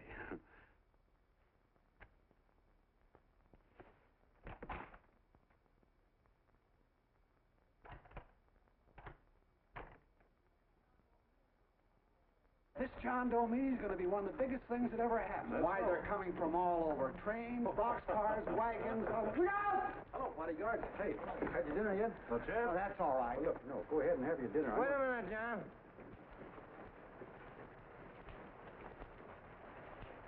Hello, Mr. Connell. All right, John. John, I want to have a little talk with you. What's the matter? Are you falling? Come on. Hey, Ball. Oh, quiet. Say, tell me something. Did you read the speech you're going to make tonight? No, I never read the speeches before I make them. I get more of a kick out of it that way. That's just exactly what I thought. Beanie, go on down to the office, tell Papa to give you the speech. There's a copy on my desk. Gee whiz, boss, you know Mr. Norton told me not to leave him, not even for a minute. Go on. We'll be at Jim's bar up the street. You're a nice guy, John. I like you. You're gentle. I always like gentle people. Me, I'm hard. Hard and tough. I gotta use it for hard people. Gotta be gentle to suit me. Like you, for instance.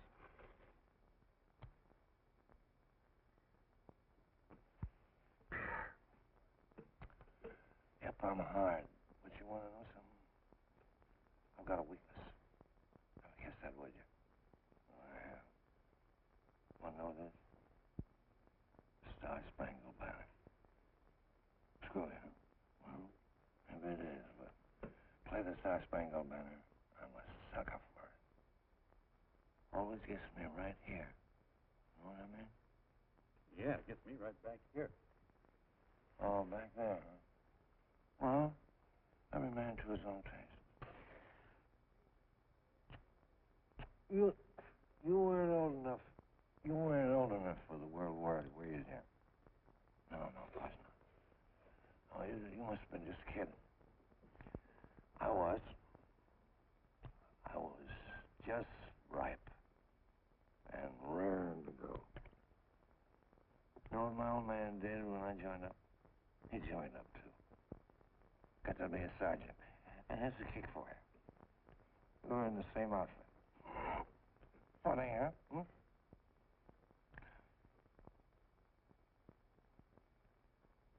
He was killed, John. I saw him get it. I was right there, and I saw it with my own eyes.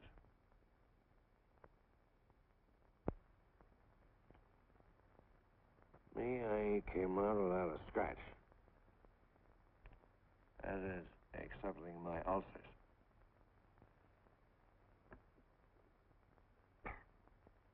I should be drinking milk, you know. This stuff is poison. Hey, Tubby. Yes, Mr. Canal? What do you say, huh? All right. Yep, I'm a sucker for this country. I'm a sucker for the Star-Spangled Banner, and I'm a sucker for this country. I like what we got here. I like it. A guy can say what he wants and do what he wants without having a bayonet shoved through his belly. And that's all right. You betcha. Man, we don't want anybody coming around changing it, do we? No, sir. When they do, I get mad. I get boiling mad. Right now, John, I'm sizzling. I get mad for a lot of other guys besides myself. I get mad for a guy named Washington, and a guy named Jefferson, and Lincoln. Lighthouses, John. Lighthouses in a foggy world. You know what I mean? Yeah, you bet. Listen, pal. This fifth column stuff is pretty rotten, isn't it? Yeah, it certainly is. And you'd feel like an awful sucker if you found yourself marching right in the middle of it, wouldn't you? You. Of course, you wouldn't know it because you're gentle. But that's what you're doing. You're mixed up with a skunk, my boy. A no-good, dangerous skunk. So you're not talking about Mr. Norton, are you? I'm not talking about his grandfather's pet poodle. You must be wrong, Mr. Cannell. 'Cause he's been marvelous about the John Doe clubs. Yeah? Say, you're as sold on this John Doe ad, aren't you? Sure. Sure. I don't blame you. So am I. It's a beautiful miracle. A miracle that can only happen right here in the good old USA. And I think it's terrific. What do you think of that? Me, hard-boiled Cannell, and I think it's plenty terrific. All right. Now, supposing a certain unmentionable worm whose initials are DB was trying to use that to shove his way into the White House so he could put the screws on, so he could turn out the lights in those lighthouses. What would you say about that, huh? Nobody's going to do that, Mr. Cannell. They can't use the John Doe clubs for politics. That's the main idea. Is that so? Then what's a big political boss like Hammett doing in town? And a labor leader like Bennett? And a lot of other big shots are up at DB's house right now. Wolves, John. Wolves. Waiting to cut up the John Does. Wait till you get a gander at the speech you're going to make tonight. You're all wet. Miss Mitchell writes those speeches. Nobody can make her write that kind of stuff. They can't, huh? Who do you think writes them? My Aunt Emma? I know she writes them. And gets a big bonus for doing them, too. A mink coat and a diamond bracelet. Don't write them. Why, that gold-grabbing dame would double-cross her own mother for a handful of Chinese yams. Shut up. If you weren't drunk, I'd... Hey, boss. Here's the speech, boss. Hey. Go on and read it, John, and then start sucking. Hey, wait a minute, Mr. Doe. Tubby? Yes, sir. Better bring me a glass of milk. I'm smoking too much. Yes, Charlie? Got everything all set? Fine. John Doe been taken care of? Good. How many people do you think will be there? 15,000? Oh, my, that's fine. Now, listen, Charlie. As soon as John Doe stops talking about me, I want you to start that demonstration. And make it a big one, you understand? Don't worry about that, DB. My boys are there. They'll take care of it. What? Yes, I'll be there 15 minutes after I get your call. Why, Mr. Doe. Where are they? In the dining room.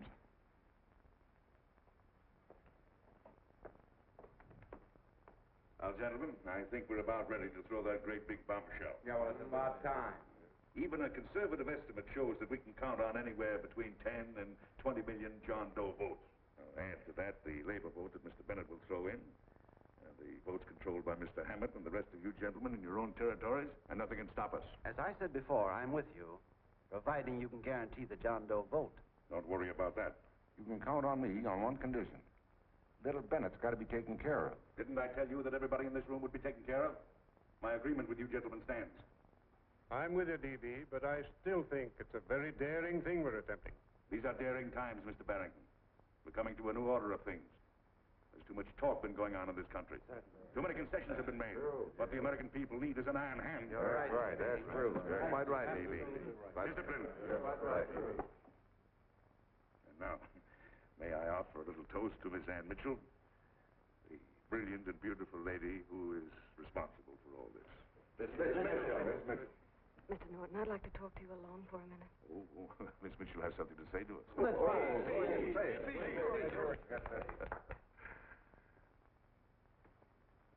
Hello.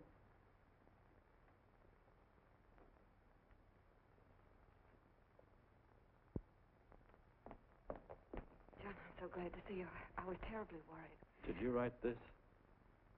Yes, I did, John, but I had no idea what was going on. You didn't? No. That's a swell bracelet you're wearing.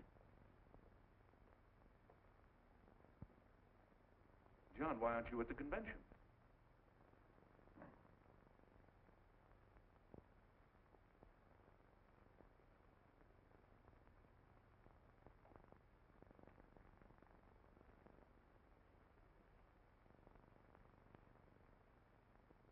Is there anything wrong? No, nothing's wrong. Everything's fine. So there's going to be a new order of things, huh? Everybody's going to cut himself a nice fat slice of the John Does, eh? You forgot one detail, Mr. Big Shot. You forgot me, the prize stooge of the world.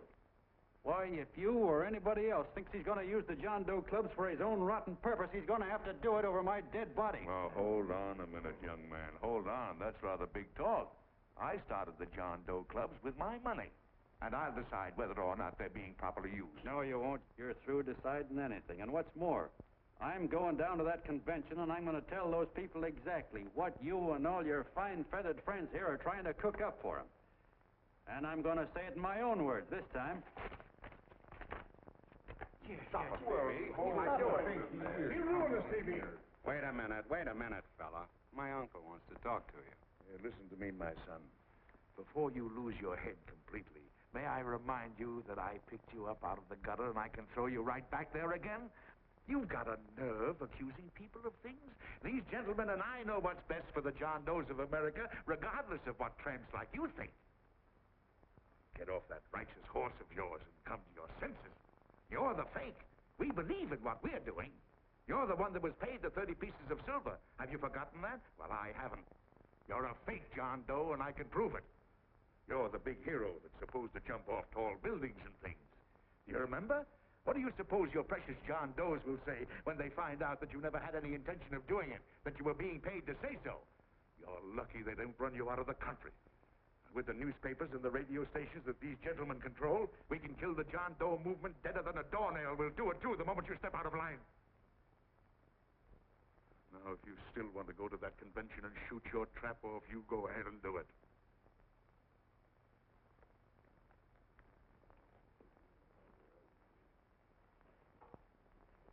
You mean to tell me you try to kill the John Doe movement if you can't use it to get what you want? You bet your bottom dollar we would.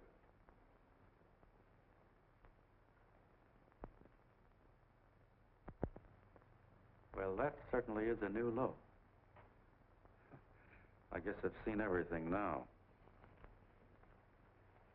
You sit there back of your big cigars and think of deliberately killing an idea that's made millions of people a little bit happier.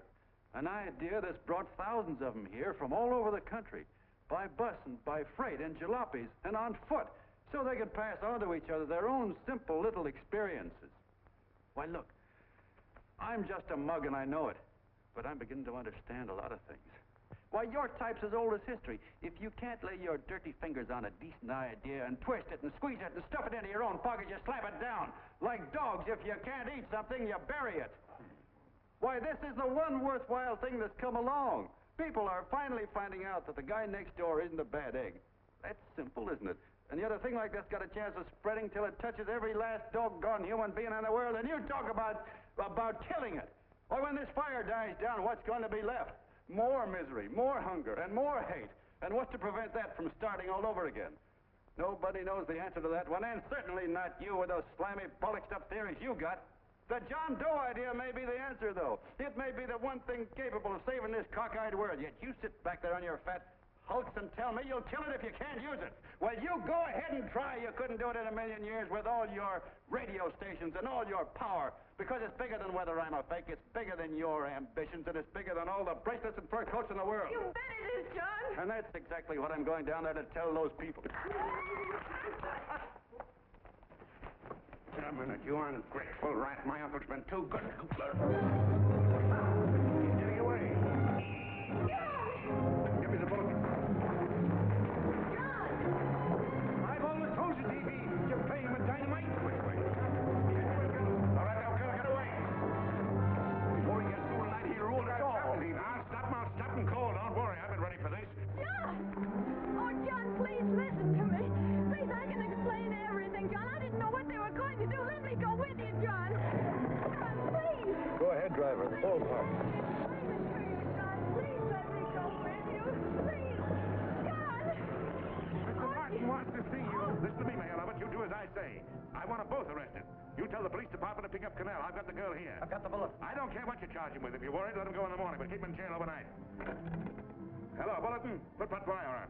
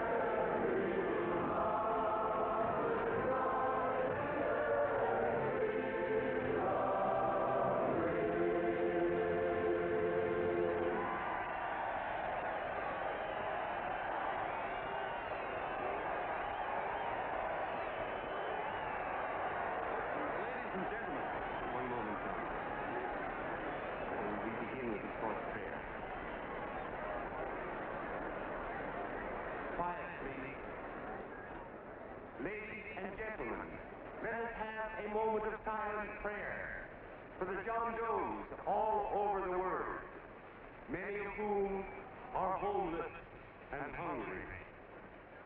Rise, please. Everybody rise.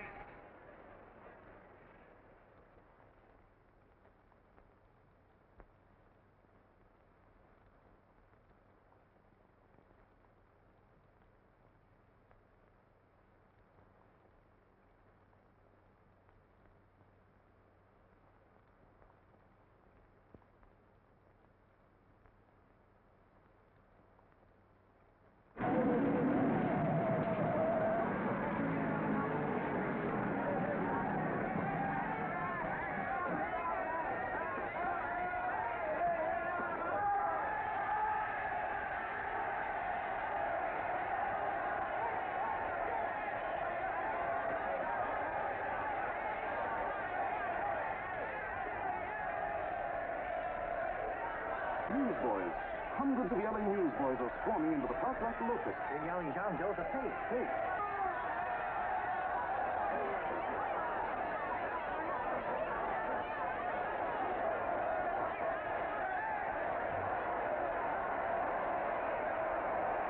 Federal investigation urged by Chamber of Commerce. How could he be a fake? It must be some kind of a gag. Oh, what? A gag. A gag.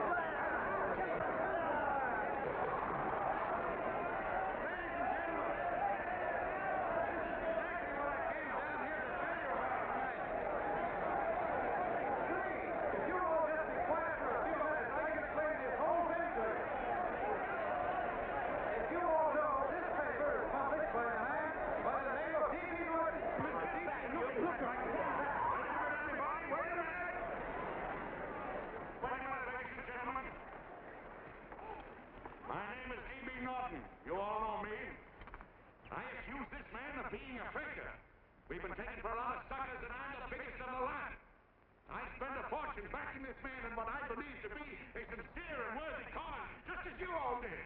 And now I find out it's nothing but a cheap racket cooked up by him and two of my employees for the sole purpose of collecting dues from John Does all over the country. That's a lie. Not a lie. Nickels and dimes to stuff into their own pockets. You can read all about it in the newspapers there. That's a lie. Listen, This man had no intention of jumping off the top of a building. He was paid to say so. Do you deny that? That's got nothing to do with it. Were you paid for it, or weren't you? Yes, I was paid, but there And what about the suicide note? You didn't write that either. What difference Did you write it or didn't you?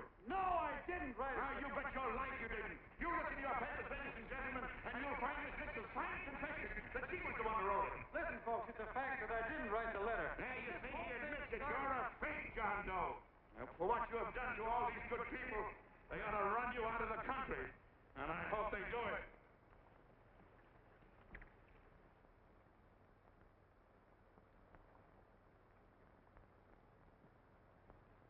Speak up, John. We believe you. Please, listen, folks. Now that he's through shooting over his face, I've got a couple of things to tell you about. Come on, the rest of you get in here and riot. Break this crowd up. Come on. I'm sorry, folks, but we can't hear him anymore. Something's gone wrong with the loudspeakers. John Doe's a fake. Boo! They can't hear me. This thing's not working. Ladies and gentlemen.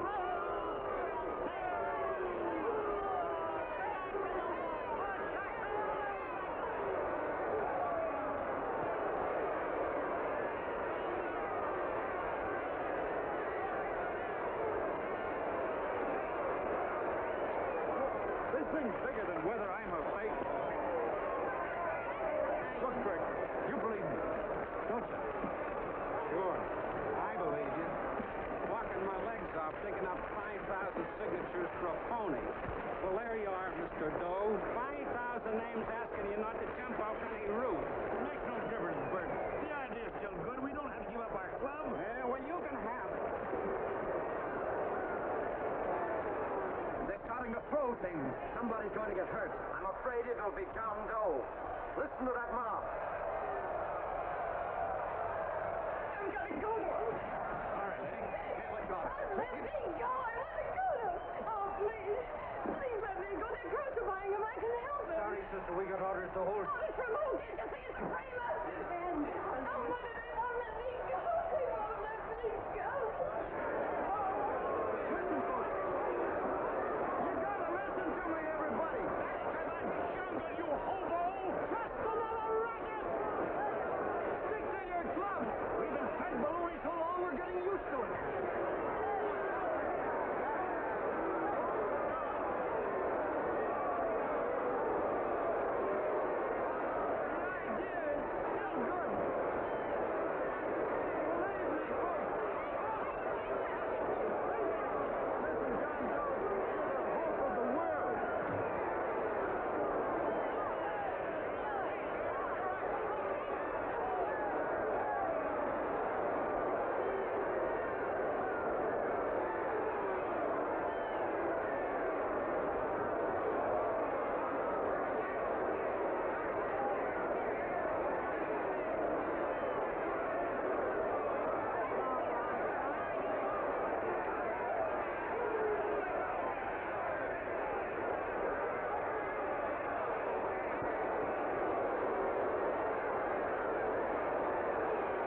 Finally managed to get him out of the park.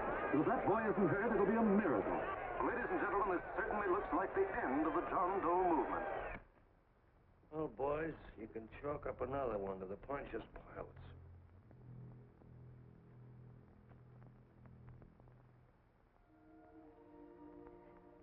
I should have been there. I could have helped him. He was so all alone. Thought I was going to be mighty ashamed of ourselves after tonight. We certainly didn't give that man much of a chance.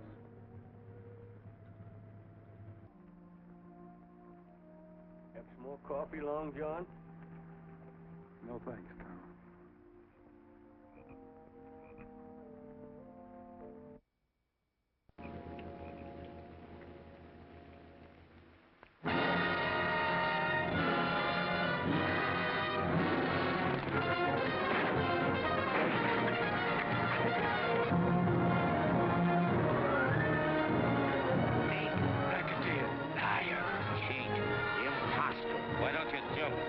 Eve at midnight. Bye, Mr. Doe. You're a wonderful man. And God bless you, my boy. Now get in there and catch him. You're a fake John Doe, and I can prove it. You're the big hero who's supposed to jump off tall buildings and things. You remember?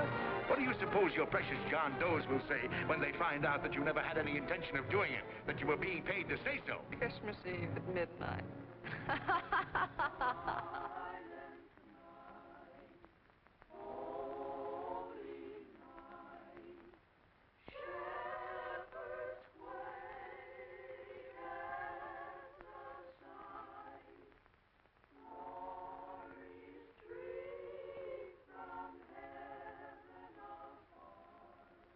Merry Christmas, son.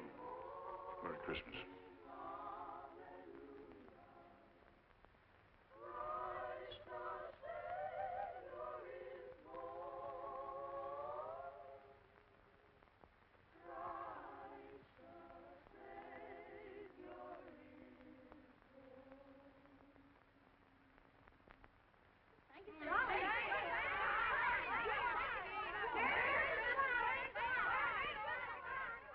Who?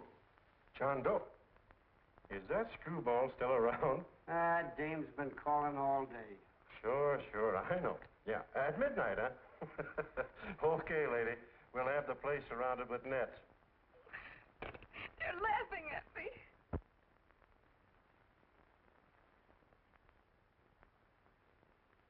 You're a sick girl, Anne. You better take it easy. Whom are you calling now? You called that number not 10 minutes ago. Hello, Mr. Canal.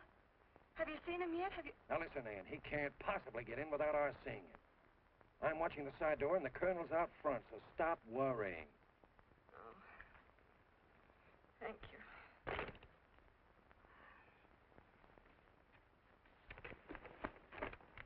What, Anne? Anne, don't be foolish. If this isn't the craziest, the battiest, the looniest wild goose chase I ever heard of. Shut up, Bert. Sourpuss is right. Yeah, well, if he is, I'm a banana split. That man is going to be on that roof. Don't ask me how I know. I just know, and you know it as well as I do. Sure. I'd like to believe in fairy tales, but a guy that's a fake isn't going to jump off any roof. I don't think he was any fake, not with that face. And anyway, what he stood for wasn't a fake. Okay, honey, okay.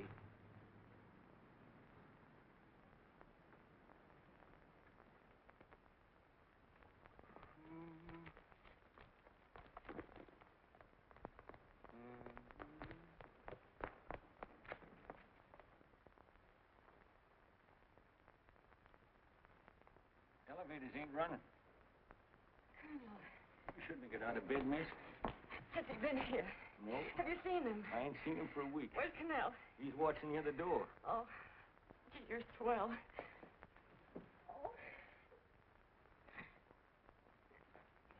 No sense in going up there. I've been here for hours. He ain't here. Let me go, will you?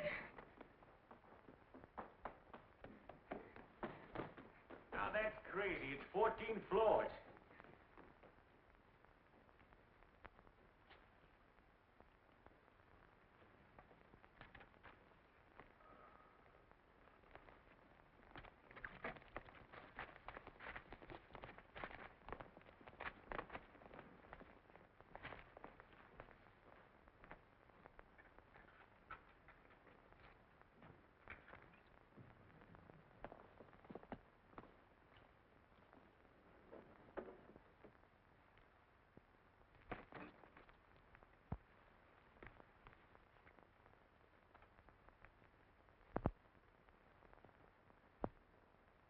As far as the elevator goes, we got to walk up to the tower.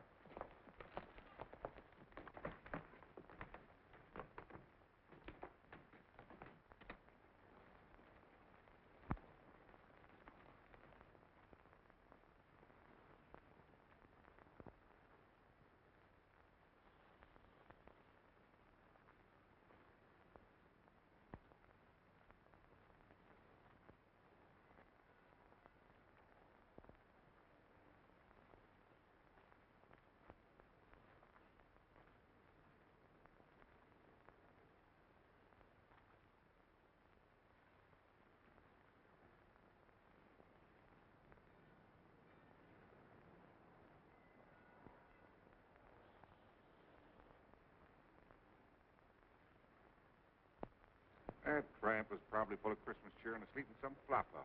Let's go. I've got to decorate my tree.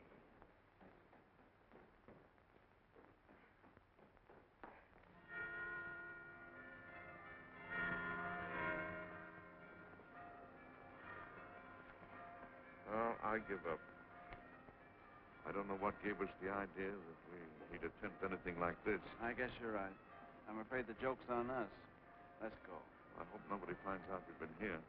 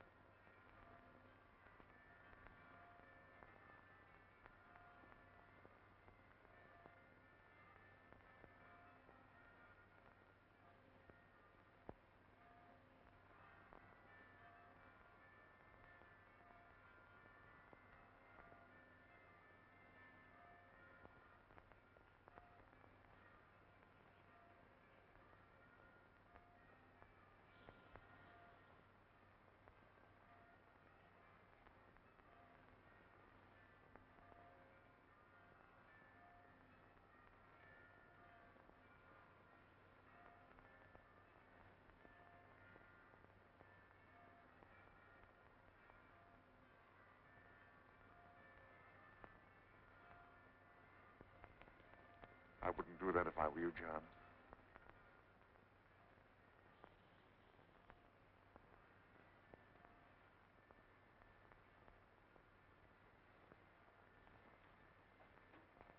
It'll do you no good.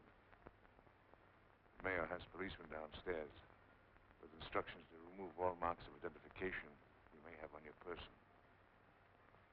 You will be buried in Potter's Field, and you will have accomplished nothing.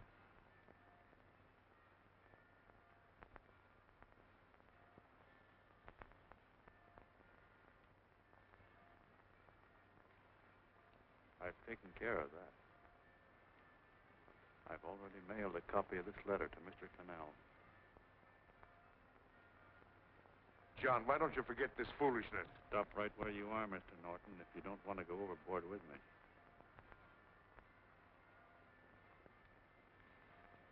I'm glad you gentlemen are here.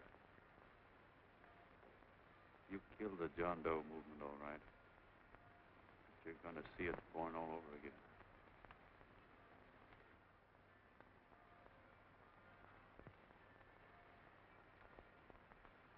Now, take a good look, Mr. Norton.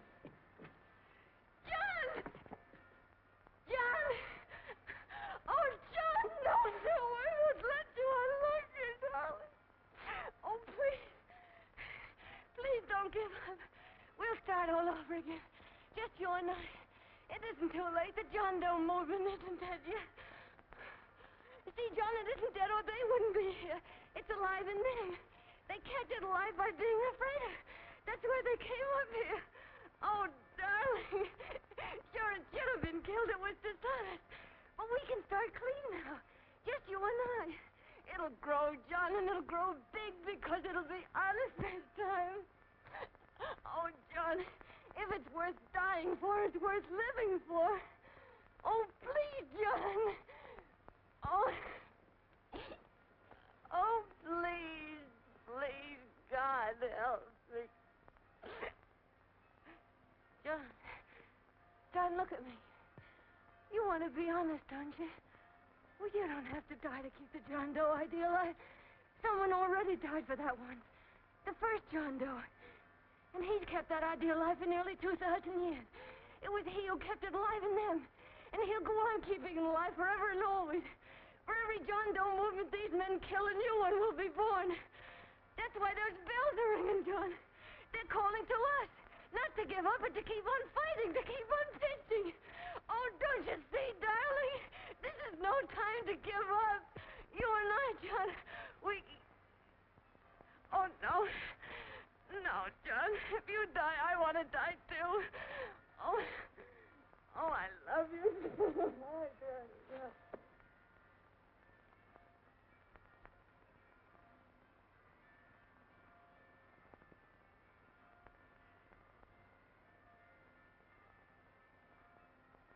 Mr. Doe, you don't have to. We're with you, Mr. Doe.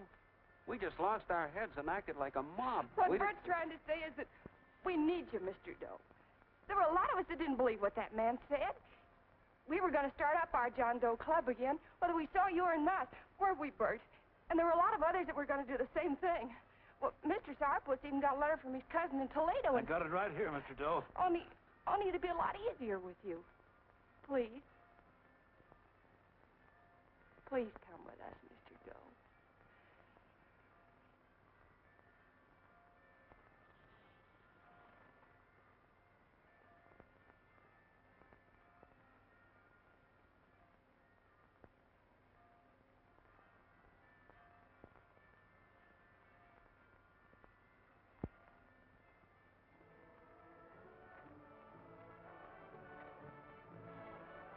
Long John.